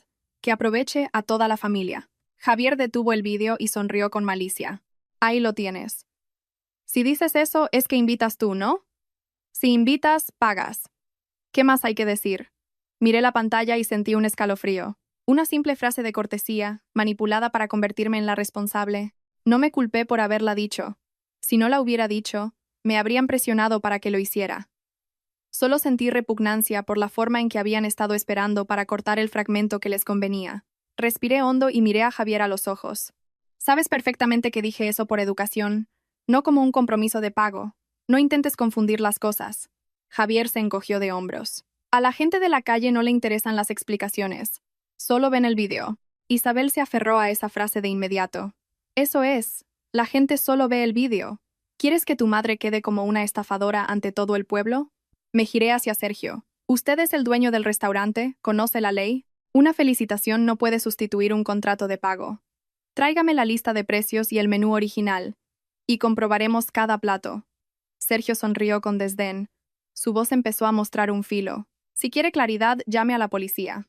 Yo tengo un negocio legal, no tengo nada que temer. Lo dijo, pero sus ojos miraron rápidamente hacia la puerta, donde los dos hombres de camisa oscura seguían de pie como estacas. Esa mirada lo delató más que sus palabras. Al oír la palabra policía, Isabel se puso pálida, apretó los dientes y se giró hacia mí. Elena, si llamas a la policía, me matas. Yo vivo de las apariencias, ¿entiendes? La miré, sintiendo cómo mi corazón se hundía. Algunos temen perder dinero. Ella temía más perder la cara. Y ese miedo era precisamente lo que estaban usando para presionarme. Carlos dio un paso adelante, con la voz ronca. Sergio, ¿podrías enseñarnos el precio de cada plato? Si hay un error, lo corregimos. Sergio hizo un gesto con la mano. El sistema lo calcula así. Además, Carlos, entre hombres, ya lo hemos hablado. Si vamos a disfrutar, disfrutemos hasta el final. La frase disfrutar hasta el final sonó como una trampa que se cerraba un poco más. Saqué mi teléfono. No lo levanté, solo lo dejé sobre la mesa, frente a mí. Dije lentamente, articulando cada palabra. Tengo fotos del menú que hice al principio. Tengo una grabación de la conversación desde que empezaron a llegar los platos. También tengo la ubicación y la hora exacta. Si quiere que paguemos, seamos transparentes. Pero si hay coacción, vigilancia en la puerta y retención de bienes, llamaré a la policía. Nadie sonrió más. Javier se quedó mudo. Sergio me miró fijamente. Sus labios temblaban, como alguien que acaba de descubrir que su presa no se va a dejar cazar. Isabel se giró hacia mí. Su voz bajó, pero era venenosa. ¿A quién amenazas? Eres la nuera de esta casa, tienes que ser razonable. Antes de que pudiera responder, miró directamente a mi muñeca. Su mirada ya no era la de una suegra, sino la de alguien que busca una salida a través de los bienes de otra persona. Tragó saliva, su voz temblaba, pero aún así intentó ser dura. Pues paga y acabemos con esto. En el peor de los casos, empeñas esa pulsera. Empezar el año con este lío solo nos traerá más vergüenza. Esa frase cayó sobre la mesa como un plato de sopa hirviendo sobre mi corazón. Me quedé paralizada. La pulsera de oro, el recuerdo que mi madre me había entregado, de repente era tratada como un objeto para empeñar. Miré a Isabel y luego a Carlos. El rostro de Carlos estaba blanco como el papel. Vi algo romperse en sus ojos, como si solo en ese momento hubiera entendido que aguantar por la paz a veces es abrirle la puerta al abuso. Me subí la manga para que la pulsera quedara bien visible bajo la luz amarilla. Mi voz no era alta, pero era dura como una piedra. Nadie toca esta pulsera. El dinero se puede pagar, pero la dignidad no se empeña. En aquel salón VIP cerrado, el aire acondicionado soplaba de forma constante, pero yo sentía un calor ardiente en mi muñeca, donde reposaba la fría pulsera de oro. Sabía que en ese momento, si retrocedía un paso, ellos avanzarían 10. Y el precio esta vez no sería solo un número en una cuenta. Miré la pulsera de oro en mi muñeca como si viera la mano de mi madre el día que me la entregó, temblorosa pero firme. Mi madre no era rica ni presumida, pero me dijo una frase que recuerdo hasta hoy. Se puede ser pobre de dinero, pero nunca pobre de espíritu. Y sin embargo, en plenas fiestas, en un restaurante resplandeciente, mi suegra hablaba como si me estuviera pidiendo que vendiera un trozo de mi dignidad a cambio de evitar la vergüenza. Sonreí con amargura, una sonrisa sin alegría, la de quien ha tocado fondo. ¿Podría repetirme eso otra vez? Pregunté, muy despacio. Isabel se sobresaltó al oír mi tono formal por segunda vez, pero su orgullo le impidió retroceder. Tú, no te hagas la víctima. Una pulsera es solo un adorno. La empeñas para pagar y luego ya veremos. Si montamos un escándalo, todo el mundo se enterará y tendré que esconderme bajo tierra. Al oír la palabra tú, mi corazón se heló por completo. Pasar de tratarme con formalidad a tutearme con desprecio solo había costado una factura. Eso era suficiente para entender lo frágiles que eran los lazos aquí. Javier la secundó de inmediato, con un tono burlón. Elena, tratas esa pulsera como si fuera una reliquia sagrada. Ahora lo importante es solucionar esto discretamente. Si te pones así, mañana no podrás mirar a nadie a la cara. Me giré hacia Javier, mi mirada ya no era cortés. No me hables en ese tono. Sabes perfectamente lo que está pasando hoy. Javier se encogió de hombros. Yo no sé nada. Solo sé que si se come, se paga. ¿Qué hay de malo en eso? Sergio dio un paso adelante. Su voz seguía siendo educada, pero con un matiz de dureza. Señora, compréndalo, esto es un negocio. En estas fechas los precios son más altos, los salones VIP son más caros. Si no quiere montar un escándalo, solucionémoslo de forma amistosa. Señalé directamente a la puerta. Amistosa, con gente bloqueando la salida. Sergio miró hacia la puerta y sonrió forzadamente. Ah, solo es personal de seguridad.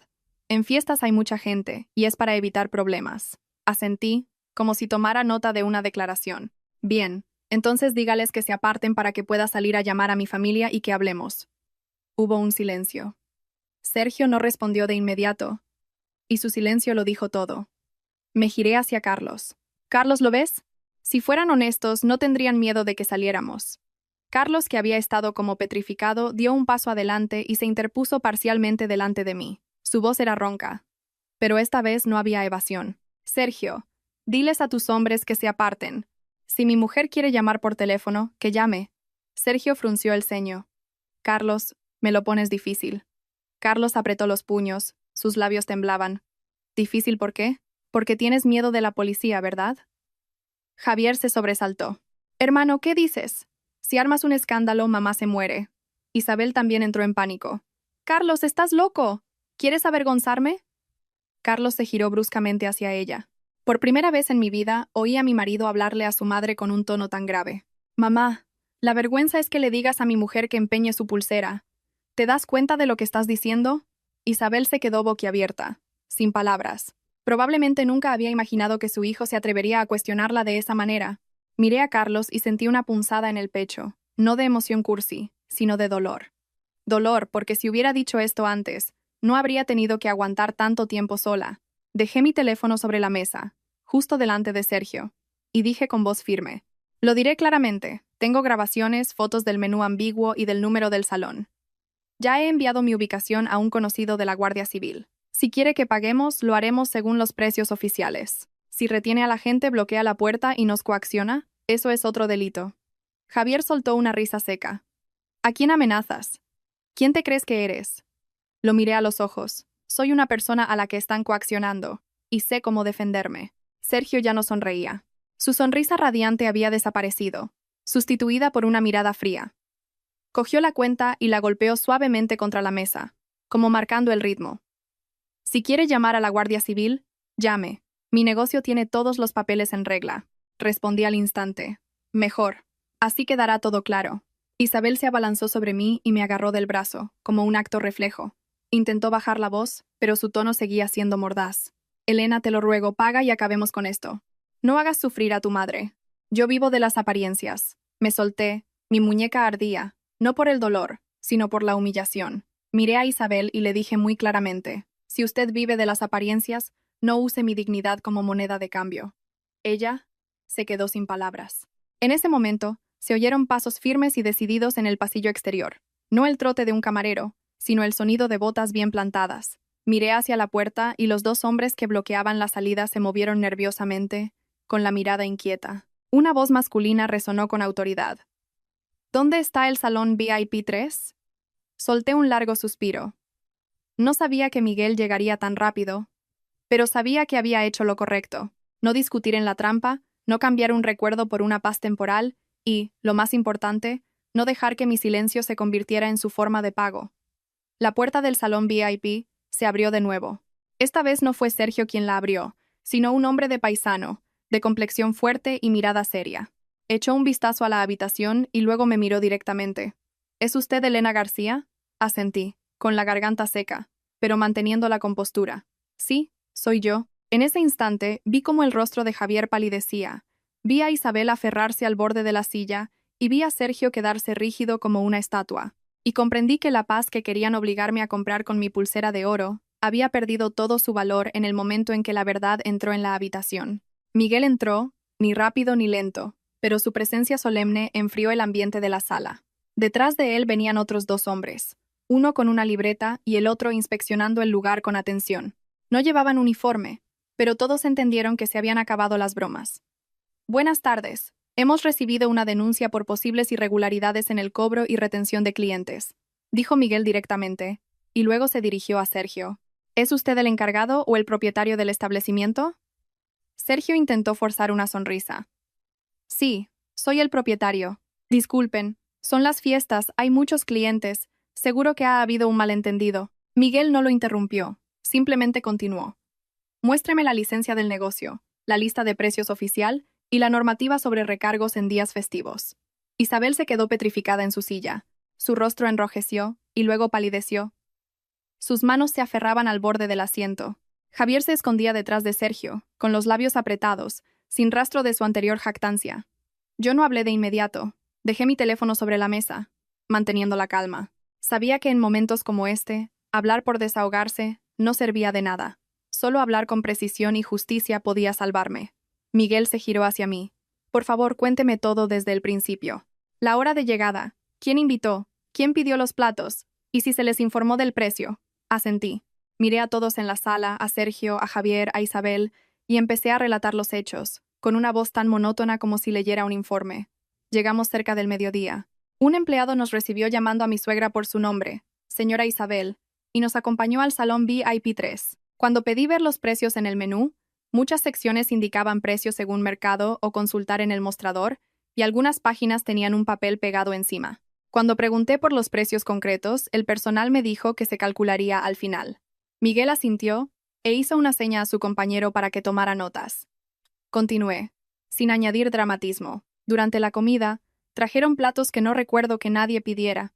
Después, pedí ir al baño. Cuando volví, mi cuñado se llevó a mi marido fuera con la excusa de que los hombres hablarían de la cuenta.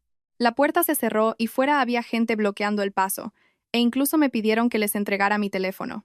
Al llegar a este punto, Miguel levantó la vista y miró fijamente a los dos hombres de camisa oscura que estaban junto a la puerta. Con solo una mirada, ellos bajaron la cabeza y se apartaron. Sergio se apresuró a intervenir. Señor, son personal de seguridad. Solo están aquí para mantener el orden. Miguel preguntó secamente. ¿El personal de seguridad tiene derecho a pedirle el teléfono a un cliente? Sergio se quedó sin palabras. Miguel se giró de nuevo hacia mí. ¿A cuánto ascendía la cuenta? Tomé la hoja de la factura y señalé el total. 14.700 euros. ¿Incluía un menú VIP, licor de alta gama, cargo por el salón y servicio privado? Pero no se me informó de los precios con antelación. Cuando solicité la lista de precios oficial y el menú original, el restaurante argumentó que los precios en fiestas y en el VIP eran diferentes. Miguel cogió la factura, la examinó y le dijo a su compañero: comprueba la lista de precios oficial del establecimiento. Solicita al encargado que la presente de inmediato. Si no la tiene, levanta acta por infracción. Isabel, como si despertara de un trance, balbuceó. Señor, nosotros solo vinimos a comer para celebrar.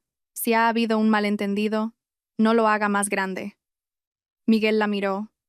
Su voz seguía siendo educada pero muy clara. Señora, no se preocupe, seguiremos el procedimiento. Si todo está en regla, nadie tendrá problemas. Si hay irregularidades, se tomarán medidas. Al oír esas palabras, sentí que se deshacía un nudo en mi interior. Quien nada debe, nada teme. Era cierto, pero aún así, se necesita a alguien que imparta justicia cuando otros te amenazan. Sergio empezó a ponerse nervioso. Se giró hacia la puerta y llamó a un empleado para que trajera los papeles para el señor agente. Quiero decir, para que los señores los revisaran. Una camarera salió corriendo. Javier se quedó a su lado, con los ojos moviéndose de un lado a otro. Me crucé con su mirada. Él apartó la vista rápidamente, como si temiera que lo descubriera. Miguel continuó. ¿Dónde está el datáfono? ¿Quién emitió la factura? Sergio respondió rápidamente. Está en el mostrador, pero hoy está dando algunos problemas. Estoy reiniciándolo. Miguel lo interrumpió con voz firme. No reinicie nada, no toque nada. Acompáñeme al mostrador ahora mismo. Vamos a presentar los datos para cotejarlos. Si los modifica, será un agravante en su contra. Sergio se quedó paralizado. Su sonrisa de VIP con buen precio había desaparecido por completo. Carlos se acercó a mi lado, con la voz ronca. Miguel, gracias. Mi mujer. Ella estaba preocupada desde el principio. Miguel asintió levemente. Tranquilo. Ahora necesito que todos colaboren. Isabel se giró hacia Carlos, con los ojos enrojecidos. ¿Qué haces, Carlos? ¿Dejas que esta gente entre aquí? ¿Con qué cara voy a mirar a los demás ahora? Carlos miró a su madre, esta vez sin esquivarla. ¿Con qué cara? Pues primero tendrás que pensar en cómo has tratado a mi mujer. Isabel se quedó boquiabierta, y luego enmudeció. Yo no añadí nada más. Solo sentí un frío inmenso. Un frío. Porque cuando alguien teme perder las apariencias, es capaz de usar a su nuera como escudo. Miguel y su compañero pidieron que se abriera la puerta del salón VIP, inspeccionaron el pasillo y tomaron nota de que había gente bloqueando el paso. Le entregué a Miguel las fotos del menú, las páginas con los precios tapados, las líneas que decían precio según mercado. Miguel las examinó y dijo una frase corta. Con esto es suficiente para aclararlo todo.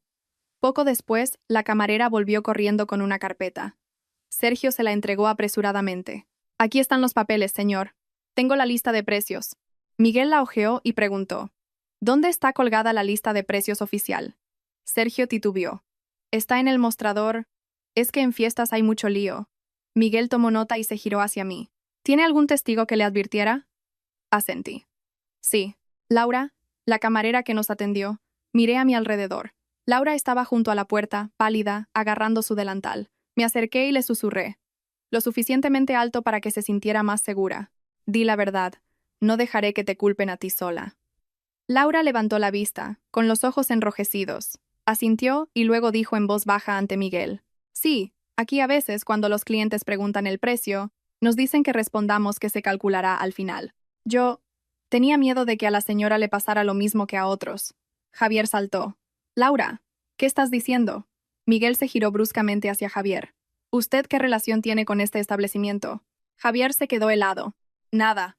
Solo soy un cliente. Vengo con mi familia. Miguel asintió. Entonces, no tiene derecho a presionar a una empleada que está colaborando con nosotros. Javier se cayó de golpe. Su rostro pasó del rojo al blanco. Finalmente, Miguel concluyó allí mismo, con voz clara. El establecimiento presenta indicios de no exhibir los precios de forma clara, de cobrar recargos no transparentes y de obstaculizar la salida de los clientes. Levantaremos un acta de inspección administrativa, retendremos la factura y el menú, y solicitaremos la preservación de los datos del datáfono para su cotejo. Sergio se quedó como si le hubieran quitado todo el aire. Isabel se desplomó en su silla, con la mirada perdida. ¿Y yo? No sentí la satisfacción que había imaginado. Solo sentí alivio.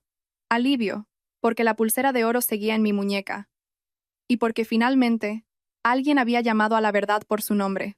No recuerdo exactamente cuándo salí del restaurante. Solo la sensación de pisar la calle como si acabara de escapar de una habitación sin aire. El viento frío del pueblo me golpeó la cara y me hizo llorar los ojos. Carlos se quedó a mi lado. Sus manos aún temblaban ligeramente.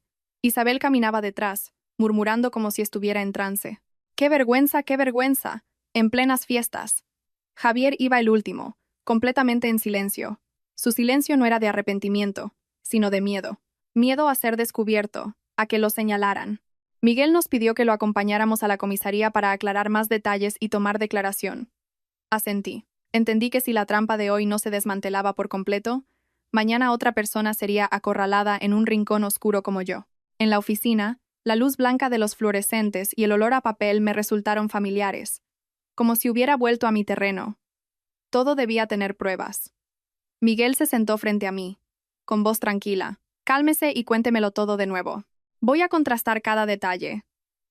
Relaté los hechos de nuevo, esta vez con más precisión. La hora de llegada, la hora en que sirvieron los platos, la hora en que fui al baño, la hora en que se cerró la puerta, la hora en que apareció la cuenta. No hablé como una víctima, sino como alguien que redacta un informe, para que nadie pudiera tergiversar mis palabras. Mientras tanto, otro agente trajo una carpeta con documentos y algunos datos impresos del datáfono que acababan de inspeccionar en el restaurante.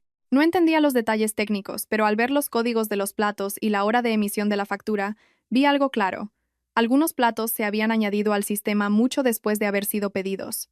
Algunos recargos se habían añadido al final, como si se tratara de una marca para clientes VIP. Miguel señaló la hoja impresa. Mire, en el mismo tramo horario de hoy hay varias mesas VIP con un cobro similar. Menú VIP, cargo por salón, servicio privado, licor de alta gama. No es solo su familia. Al oír eso, sentí un escalofrío. Resulta que no solo me habían elegido a mí, sino que era una operación en cadena, esperando al tipo de cliente adecuado para lanzar la red. Sergio estaba sentado al otro lado de la sala, con el rostro tenso. Todavía intentaba defenderse. Cobro según las normas del restaurante. Los VIP tienen recargos. Miguel preguntó secamente. ¿Esos recargos están anunciados? ¿Se informa de ellos con antelación? Sergio titubeó. Bueno, son las fiestas, los precios varían. Miguel no discutió. Simplemente sacó otra hoja y la puso sobre la mesa. Explique esto. Miré y sentí que se me paraba el corazón. Era una hoja impresa, como una nota interna, sin firmas ni sellos, pero suficiente para entender su forma de hacer negocios. En ella había una lista de frases cortas. No lo leí todo, pero vi algunas palabras clave. Grupo grande, apariencias, composibles, fáciles de presionar, y al final, una línea que me heló las manos. No era de Madrid con pulsera de oro. Levanté la vista bruscamente. Mis ojos ya no miraban el papel, sino directamente a Javier. Javier bajó la cabeza, un gesto que no era de respeto, sino de quien evita la mirada de la persona a la que acaba de desenmascarar. Isabel estaba como si le hubieran dado una bofetada. Miró la nota, sus labios temblaban. ¿Qué es esto? No era de Madrid. Pulsera de oro. ¿Quién ha escrito esto? Miguel preguntó. ¿Reconoce a la nuera de Madrid? Isabel se giró hacia mí, con los ojos muy abiertos, y luego hacia Javier. Javier, ¿qué has dicho? Javier tartamudeó. Yo no sé nada, son cosas que dicen los amigos. Sonreí con amargura. Cosas que dicen y que coinciden con cada detalle de tu cuñada. Javier se sobresaltó y reaccionó por instinto. Bueno, cualquiera puede ver que llevas una pulsera. Apreté cada palabra. Verla es una cosa. Pero anotarlo para presionar es otra muy distinta. El aire en la habitación se volvió pesado y seco. Carlos estaba sentado en silencio, con los ojos enrojecidos. Lo miré y por primera vez sentí que ya no estaba en medio. Estaba del lado de la verdad, por dolorosa que fuera. Miguel continuó interrogando a Javier. Usted fue quien recomendó este restaurante a su familia. Javier tragó saliva. Sí, bueno, conozco el sitio, Miguel dijo. Entonces, explíqueme por qué el establecimiento tiene una nota que apunta a la nuera de Madrid con una pulsera de oro. ¿Quién les dio esa información? Javier negó con la cabeza repetidamente. Yo no sé nada. Carlos se levantó de un salto. Su voz era ronca, como si tuviera piedras en la garganta.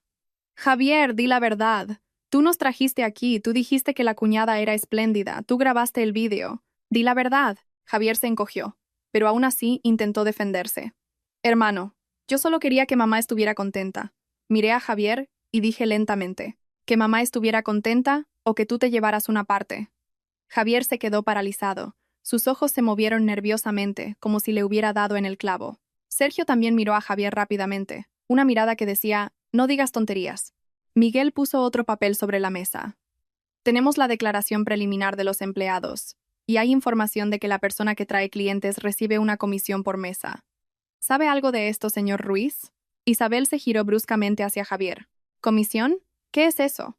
Javier palideció. Sus labios temblaron y luego soltó, como si se lo arrancaran. Bueno, Sergio dijo que me ayudaría, que por cada mesa que le llevara me daría algo de dinero para la gasolina. La habitación explotó en un silencio atronador. Nadie gritó, pero oí claramente cómo algo se rompía en el corazón de Isabel. Ella, que vivía por las apariencias, y su propio hijo había usado esas apariencias como cebo. ¿Cuánto? Preguntó Miguel. Javier bajó la cabeza. Unos 150 euros por mesa. Isabel soltó un grito ahogado, como si la estuvieran estrangulando. Dios mío. ¿Has ganado dinero metiendo a tu cuñada en una trampa? Javier rompió a llorar, o fingió llorar. No lo sé. Solo balbuceó. No pensé que llegaría a esto. Sergio dijo que nos haría un buen precio. Y además, ¿la cuñada trabaja en Madrid? Lo interrumpí con voz fría. ¿Y por trabajar en Madrid merezco que me tiendan una trampa? Carlos se giró. Sus hombros se sacudieron ligeramente. Comprendí que se estaba culpando a sí mismo más que a nadie, porque esta trampa no era solo el restaurante. La trampa también había sido su silencio durante años, permitiendo que su madre y su hermano se acostumbraran a ver a su mujer como alguien que podía soportarlo todo. Miguel resumió, con voz firme. Continuaremos investigando la conducta fraudulenta en la fijación de precios y los indicios de retención de clientes. El establecimiento será sometido a una inspección completa. Sergio se sentó, inmóvil. Javier mantenía la cabeza gacha, con el rostro pálido. Isabel me miró, con una mezcla de miedo y amargura. Pero esta vez, su amargura no era porque yo hubiera montado un escándalo, sino porque la verdad la había despojado de su máscara de apariencias. ¿Y yo? Volví a mirar la nota. No era de Madrid con pulsera de oro. Una nota fría como el papel, pero que me hizo entender una cosa. Si hoy no hubiera estado alerta, esa pulsera estaría en manos de otros, y yo habría cargado con esa humillación toda mi vida. Se suele decir que quien siembra vientos, recoge tempestades. No quería que nadie recogiera una tempestad, pero sabía que una tormenta ya se había empezado a formar en el seno de la familia de mi marido. Al salir de la comisaría, ya atardecía. El viento de la montaña en Cangas de Onís era frío, pero el frío exterior era más soportable que el que sentía por dentro. Caminé junto a Carlos, no por apoyarme en él, sino porque sentía que si me descuidaba un instante, todas las acusaciones volverían a caer sobre mí como una avalancha. Isabel iba delante, con los hombros rígidos. No lloraba, solo respiraba con fuerza, como si se estuviera ahogando. Javier iba el último, con la cabeza gacha. Su postura no me inspiraba compasión, solo hastío. La gente que se equivoca agacha la cabeza por miedo, no por arrepentimiento. Al llegar al principio de la calle, oí murmullos. Unas vecinas estaban reunidas junto a la puerta de una casa, con platos de dulces en la mano, comiendo mientras no nos quitaban ojo de encima. En los pueblos, las noticias corren más rápido que las motos. Bastaba con que se supiera que la Guardia Civil había intervenido en el restaurante para que la gente añadiera y quitara a su antojo. Una de ellas sonrió. «Anda, si ya ha vuelto la familia de Isabel. He oído que hoy habéis ido a comer a un sitio muy elegante». La palabra elegante fue dicha con dulzura, pero su mirada era como un alfiler. Isabel palideció. Entró rápidamente en el patio sin responder, como si quisiera huir de las miradas. Pero cuanto más huía, más curiosidad despertaba. Al llegar al salón, Isabel tiró su bolso sobre una silla y se giró bruscamente hacia mí. Sin dar tiempo a que nadie bebiera un sorbo de agua, estalló, con una voz cargada de rabia y amargura. «Todo es por tu culpa. En plenas fiestas, con lo tranquilos que estábamos, y tú montas un escándalo para que todo el mundo se ría de mí». Me quedé de pie, sin sentarme. Sabía que si me sentaba, lo interpretaría como una sumisión. Respondí lentamente. «Yo no he montado un escándalo, he hecho lo correcto». Isabel me señaló. «¿Lo correcto? Si te invitan a comer, pagas. Eres la nuera y no sabes comportarte. Dejas que la Guardia Civil entre en el salón. Has destrozado la reputación de esta familia». La miré. Mi voz no era alta, pero era firme. La reputación de esta familia se ha manchado, pero no porque yo llamara a nadie. Se ha manchado desde el momento en que alguien usó a su nuera como cebo para sacar dinero. Javier, que estaba escondido en la puerta de la cocina, saltó al oír eso. Su voz era una mezcla de resentimiento y miedo. «¿A quién llamas cebo? No me acuses en falso. Yo solo os llevé a comer para pasarlo bien». Me giré hacia Javier.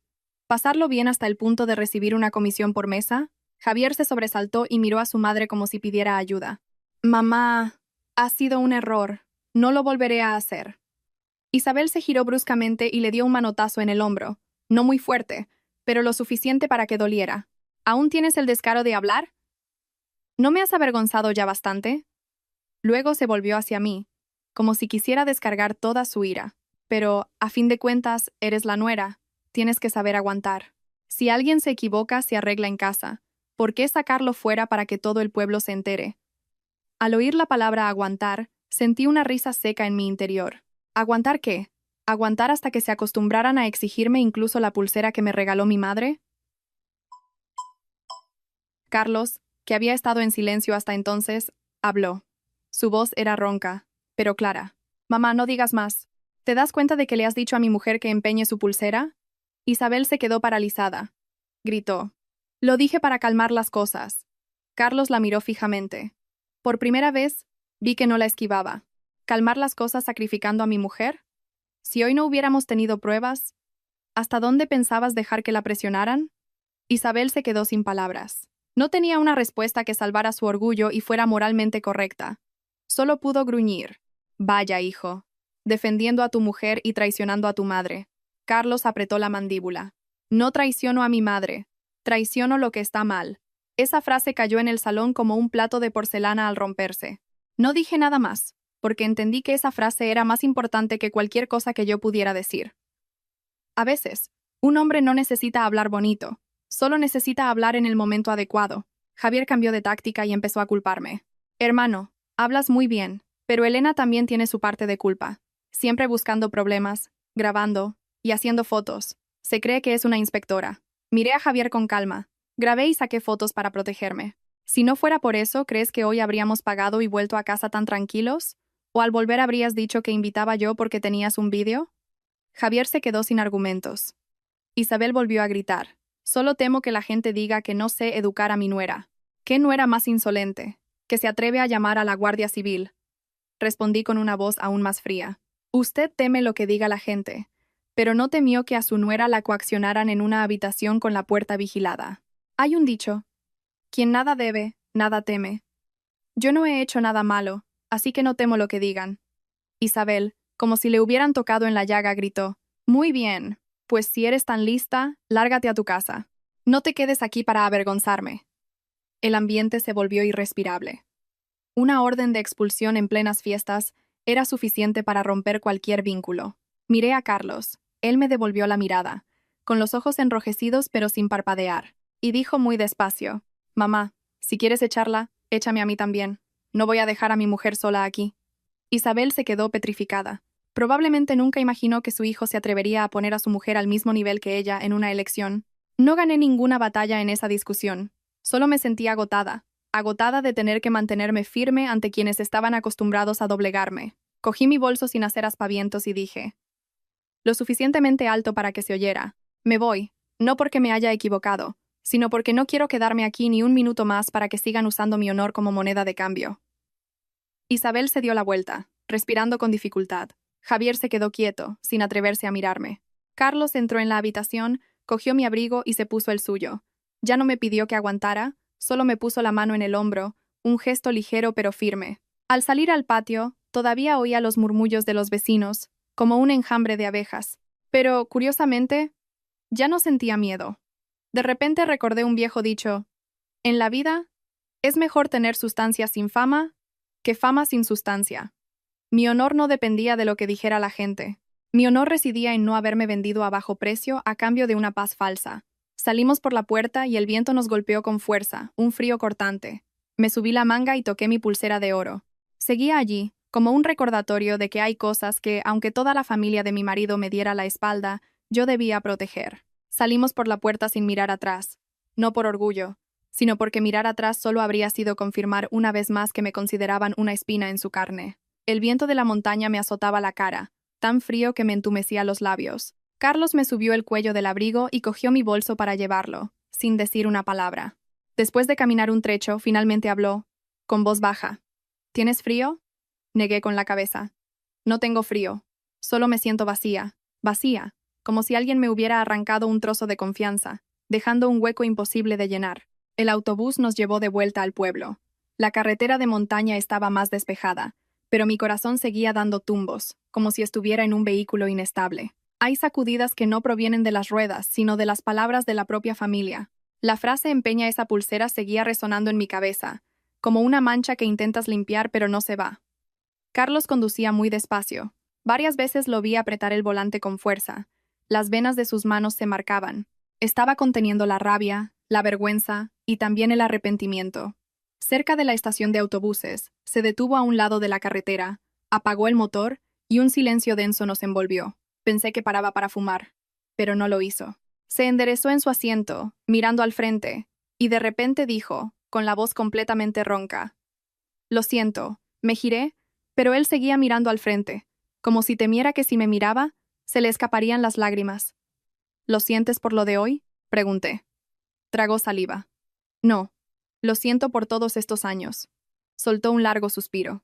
Siempre pensé que aguantar era lo mejor, que callarme para mantener la paz en casa era lo correcto, pero resulta que te estaba dejando sola para que lo soportaras todo. No respondí de inmediato. Dejé que terminara, porque hay disculpas que, si se interrumpen, se convierten en una mera formalidad. Carlos continuó. Su voz se quebró. Hoy, cuando mamá dijo lo de empeñar tu pulsera, me sentí como un miserable. Miserable. Porque dejé que oyeras eso en mi propia familia. Miré sus manos. Esas manos que habían manejado destornilladores y cables, que me habían cuidado cuando tenía fiebre, pero que también se habían rendido cada vez que su madre hablaba con dureza. Comprendí que no era malo, solo era un cobarde ante el deber filial, y la cobardía prolongada se convierte en costumbre. Dije lentamente. Carlos, no necesito que seas un héroe. Solo necesito que te pongas del lado de lo que es justo. Hoy te has puesto del lado de lo justo tarde, pero lo has hecho. Se giró para mirarme, con los ojos enrojecidos. Temía que mamá se disgustara, temía lo que dijeran los vecinos, temía que mi madre tuviera la reputación de no saber educar a su hijo. ¿Pero nunca pensaste que yo también tengo una reputación? ¿Que yo también tengo amor propio? Sonreí con amargura. Sí que lo pensaste. Solo que lo pensaste después. Bajó la cabeza. Su voz era casi un susurro, como una confesión. Lo sé. Saqué el teléfono y compré billetes de autobús para Salamanca. No volví directamente a Madrid. Quería ir a casa de mi madre para respirar y también para que Carlos viera lo que era un hogar donde no se usa el orgullo para presionar a la gente. En el autobús me senté junto a la ventana. Afuera, las montañas se quedaban atrás. Las nubes formaban largas estelas. Carlos se sentó a mi lado en silencio. Pero esta vez no era un silencio para evadirse, sino para reflexionar. Llegamos a Salamanca al anochecer, justo a la hora en que apetece un plato de sopa caliente. Mi madre nos esperaba en la puerta desde hacía rato, con una bufanda de lana en la mano. Apenas me vio bajar, no hizo muchas preguntas. Solo me abrazó y me acarició el pelo. ¿Ya has vuelto, hija? Una sola frase bastó para que se me hiciera un nudo en la garganta. No lloré, solo sentí que me picaban los ojos. Dicen que las hojas caen y vuelven a sus raíces. Resulta que las raíces no son solo la tierra, sino el lugar donde nadie te exige que demuestres nada. Al entrar en casa, la cena ya estaba servida. Una sopa de cocido, un plato de carne guisada, encurtidos y un poco de pescado. Sin langostas, sin abulón, sin salones VIP, pero el olor a comida caliente me reconfortó desde el estómago hasta el pecho. Mi madre miró a Carlos con cortesía. Come, hijo, en estas fiestas. Lo que haya pasado ya se hablará. Carlos asintió en voz muy baja. Se sentó, con las manos sobre las rodillas como un niño. Noté que estaba nervioso ante una amabilidad que no necesitaba ostentación. A mitad de la cena, mi madre miró mi muñeca y vio que la pulsera de oro seguía allí. No preguntó por el restaurante, sino que hizo otra pregunta, más suave pero más profunda. Me alegro de que todavía tengas la pulsera. Perderla es como perder una parte de ti. Asentí. Le conté la historia brevemente, sin adornos. Mi madre escuchó sin insultar a nadie, solo suspiró. En la vida hay gente que teme más perder las apariencias que perder la decencia, y cuando es así, los primeros en sufrir son los seres queridos. Carlos bajó la cabeza. Vi cómo sus hombros se sacudían ligeramente. Esa noche, cuando mi madre ya se había retirado, Carlos y yo nos sentamos en el porche. El viento de la meseta no era tan cortante como el de la montaña, solo fresco. Le hablé directamente, sin rodeos. Carlos, no voy a pedir el divorcio hoy, pero voy a establecer límites. A partir de ahora, cualquier asunto relacionado con mi dinero, mi honor o mi privacidad, nadie podrá decidirlo por mí. Y tú tienes que ser quien se lo deje claro a tu madre. Carlos respondió de inmediato, sin evasivas. ¿De acuerdo? Lo miré. No un de acuerdo de boquilla. Si lo cumples, seguiremos adelante. Si vuelves a callar para mantener la paz, un día, ya no querré estar en esa paz. Carlos asintió con firmeza, con los ojos húmedos. Lo entiendo. Lo haré. No me aferré a su promesa como a un salvavidas. Solo la tomé como una cláusula. Dicen que del dicho al hecho hay un trecho. Pero yo no necesitaba pasar por encima de nadie. Solo necesitaba superar esa costumbre de silencio que me había hecho tanto daño durante años. La noche en Salamanca fue tranquila. Acostada en mi antigua cama, escuchando el viento colarse por la ventana, me sentí un poco más ligera. No porque todo hubiera terminado, sino porque, por primera vez, sentí que ya no estaba sola en mi matrimonio. Los días en Salamanca pasaron rápido. Y de una forma extraña. Las fiestas aún no habían terminado, pero mi corazón ya no estaba tan pesado. Mi madre no volvió a preguntar por la familia de mi marido. Solo se ocupó de que comiera bien y durmiera lo suficiente. El amor de las personas mayores es así. No necesitan oír mucho. Solo necesitan que sus hijos estén bien. Carlos también era diferente. Ya no tenía esa actitud de aguanta un poco. Se levantaba temprano para ayudar a mi madre a barrer el patio, fregaba los platos y por la tarde se sentaba a hablar conmigo. Poco, pero sincero. Una vez murmuró: siempre pensé que mantener la paz era mantener unida a la familia, pero no me di cuenta de que esa paz te estaba empujando a ti fuera. Lo escuché sin responder de inmediato. Solo sentí que una parte del peso en mi pecho se aliviaba. Cuando terminaron las fiestas, volvimos a Madrid. Pensé que las cosas se calmarían, como el viento al final del invierno, pero la vida no es tan amable. Apenas llegamos a nuestro piso, mi teléfono empezó a vibrar sin parar. Mensajes de un número desconocido y una llamada de una compañera de trabajo. Elena, ¿has visto las noticias? Están investigando a fondo ese restaurante. No me gusta airear mi vida privada, pero la noticia de que la Guardia Civil había intervenido en un restaurante en plenas fiestas en un pueblo pequeño se iba a extender de todas formas. Abrí el teléfono y leí unas cuantas líneas. sin necesidad de profundizar para entenderlo. El establecimiento de Sergio había sido clausurado temporalmente para una inspección. Otras personas también habían denunciado haber recibido facturas similares, e incluso a una familia la habían retenido hasta la noche por no poder pagar. Miré la pantalla un momento y la apagué. No sentí la satisfacción que uno podría imaginar. Solo pensé que, efectivamente, quien siembra vientos recoge tempestades. Y la tempestad no llegó porque yo fuera más lista, sino porque ellos se habían acostumbrado demasiado a hacer las cosas mal. Pero lo que más me preocupaba era Laura. 2 días después, Laura me envió un mensaje. Señora, me han despedido. Me han llamado para decirme que soy una chivata. Tengo mucho miedo. Una sola línea bastó para que sintiera rabia. Ellos se equivocan y aún así intentan silenciar a quien dice la verdad. Llamé a Laura de inmediato. ¿Dónde estás?, pregunté. Su voz temblaba. Estoy en mi habitación. No me atrevo a salir a buscar trabajo. Me han dicho que si sigo hablando, mandarán a alguien a buscarme. Respiré hondo. Conocía ese tipo de amenazas, diseñadas para que la gente se calle por sí misma. Le dije con firmeza. Escúchame, quédate en casa. No vuelvas a ese sitio sola. ¿Quieres venir a Madrid? Laura guardó silencio unos segundos y luego rompió a llorar. ¿Puedo ir? Tengo miedo de quedarme aquí, respondí. Puedes. No te prometo una vida de lujos, pero te prometo un trabajo digno, con un sueldo claro y un contrato claro, donde nadie pueda decirte que ya haremos cuentas con tu vida. Al colgar, llamé a una amiga que era gerente de una cadena de supermercados con la que mi empresa colaboraba. Fui directa. Tengo una chica que necesita trabajo urgente. Es buena, honesta y trabajadora. Tenía experiencia como cajera y coordinadora de turnos, pero ha tenido un problema en su pueblo. Mi amiga solo dijo una cosa: que venga mañana a la entrevista. 3 días después, Laura llegó a Madrid en el primer autobús. Fui a la estación a recogerla. Llevaba una mochila vieja y una bolsa de plástico, mirando a su alrededor como si acabara de llegar a otro mundo. Le di un bocadillo caliente y le dije: come, aquí nadie te va a obligar a callarte. Dio un mordisco, y las lágrimas empezaron a caer, comiendo y llorando al mismo tiempo. Pensé que mi vida se había quedado atascada allí, señora. Yo solo respondí: en la vida, el tiempo pone a cada uno en su lugar. Si dices la verdad, al final encontrarás tu camino. No me atreví a decir nada demasiado optimista, porque sabía que la vida aún tenía muchas dificultades, pero al menos ese día vi una luz en los ojos de Laura, muy diferente a la mirada asustada del salón VIP, y en Cangas de Onís, las consecuencias llegaron más rápido de lo que pensaba. Javier llamó a Carlos. Esta vez, su voz ya no era burlona, sino un susurro, como un alumno al que sacan a la pizarra. Carlos puso el altavoz para que yo oyera. Hermano, habla con tu mujer, dile a Elena de mi parte, que la gente me está insultando. Todos dicen que llevo a la gente a trampas. No puedo ni salir a la calle. Carlos preguntó con frialdad. ¿Tienes miedo de que te miren? ¿Y cuando aceptabas la comisión por mesa, pensaste en mi mujer? Javier se quedó mudo. Isabel también llamó, pero no se disculpó directamente. Solo dio un rodeo. Carlos, hijo, vuelve y dile a tu mujer que ese día estaba nerviosa y dije cosas sin pensar. La situación se me fue de las manos. Carlos me miró y luego dijo por el teléfono, con voz firme: a ti se te fue de las manos porque temías perder las apariencias. Pero a mi mujer se le fue de las manos cuando la presionaron para empeñar su pulsera. ¿Alguna vez has pensado en ella? Al otro lado, hubo un silencio, y luego Isabel rompió a llorar. Un llanto que no era de autocompasión, sino el de alguien a quien su propio orgullo había estrangulado. Pero no me ablandé.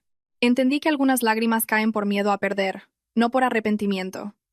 Una semana después, Miguel me envió un mensaje. El establecimiento de Sergio había sido sancionado con una multa severa y clausurado, mientras se investigaban las irregularidades en los precios y la retención de clientes, y se estaban revisando todas las facturas de esas fechas. Leí el mensaje y dejé el teléfono. Se había acabado. Un restaurante que presumía de ser VIP se había hundido por sus propias trampas. Realmente, la avaricia rompe el saco. En cuanto a Isabel, después de lo sucedido, los vecinos ya no iban a su casa a felicitar las fiestas con la misma alegría. Algunos murmuraban que por querer aparentar tanto, al final había quedado en ridículo. Otros negaban con la cabeza, diciendo que su hijo pequeño había arruinado a la familia. La casa que ella había intentado convertir en un escenario se había quedado en silencio y fría. Quizás ese fue el mayor castigo para alguien que vivía de los aplausos de los demás. Cuando nadie aplaude, solo oyes tu propia respiración. Mi marido y yo volvimos a nuestra rutina en Madrid, pero ya no era la misma rutina de aguante. Carlos llamó a su casa para dejar claros los límites. El dinero de nuestro matrimonio era nuestro. Nadie tenía derecho a usar mi honor para presumir, y mucho menos a usar mis bienes para solucionar problemas.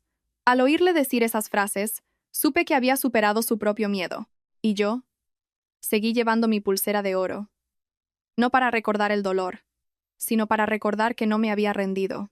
Comprendí que ser nuera no es tan terrible como ser una nuera sin límites. La gente puede criticarte por ser firme, pero es mejor ser firme y protegerte que ser blanda y perderte. La lección que saqué de todo esto es la siguiente. En una familia, lo que está bien hay que defenderlo, y lo que está mal hay que decirlo. No hay que usar la paz como excusa para tolerar lo incorrecto, porque lo incorrecto, si se consiente, se convierte en maldad. Y tampoco hay que usar las apariencias para poner a tus seres queridos como escudo, porque cuando te des la vuelta, puede que ya no quede nadie a tu lado.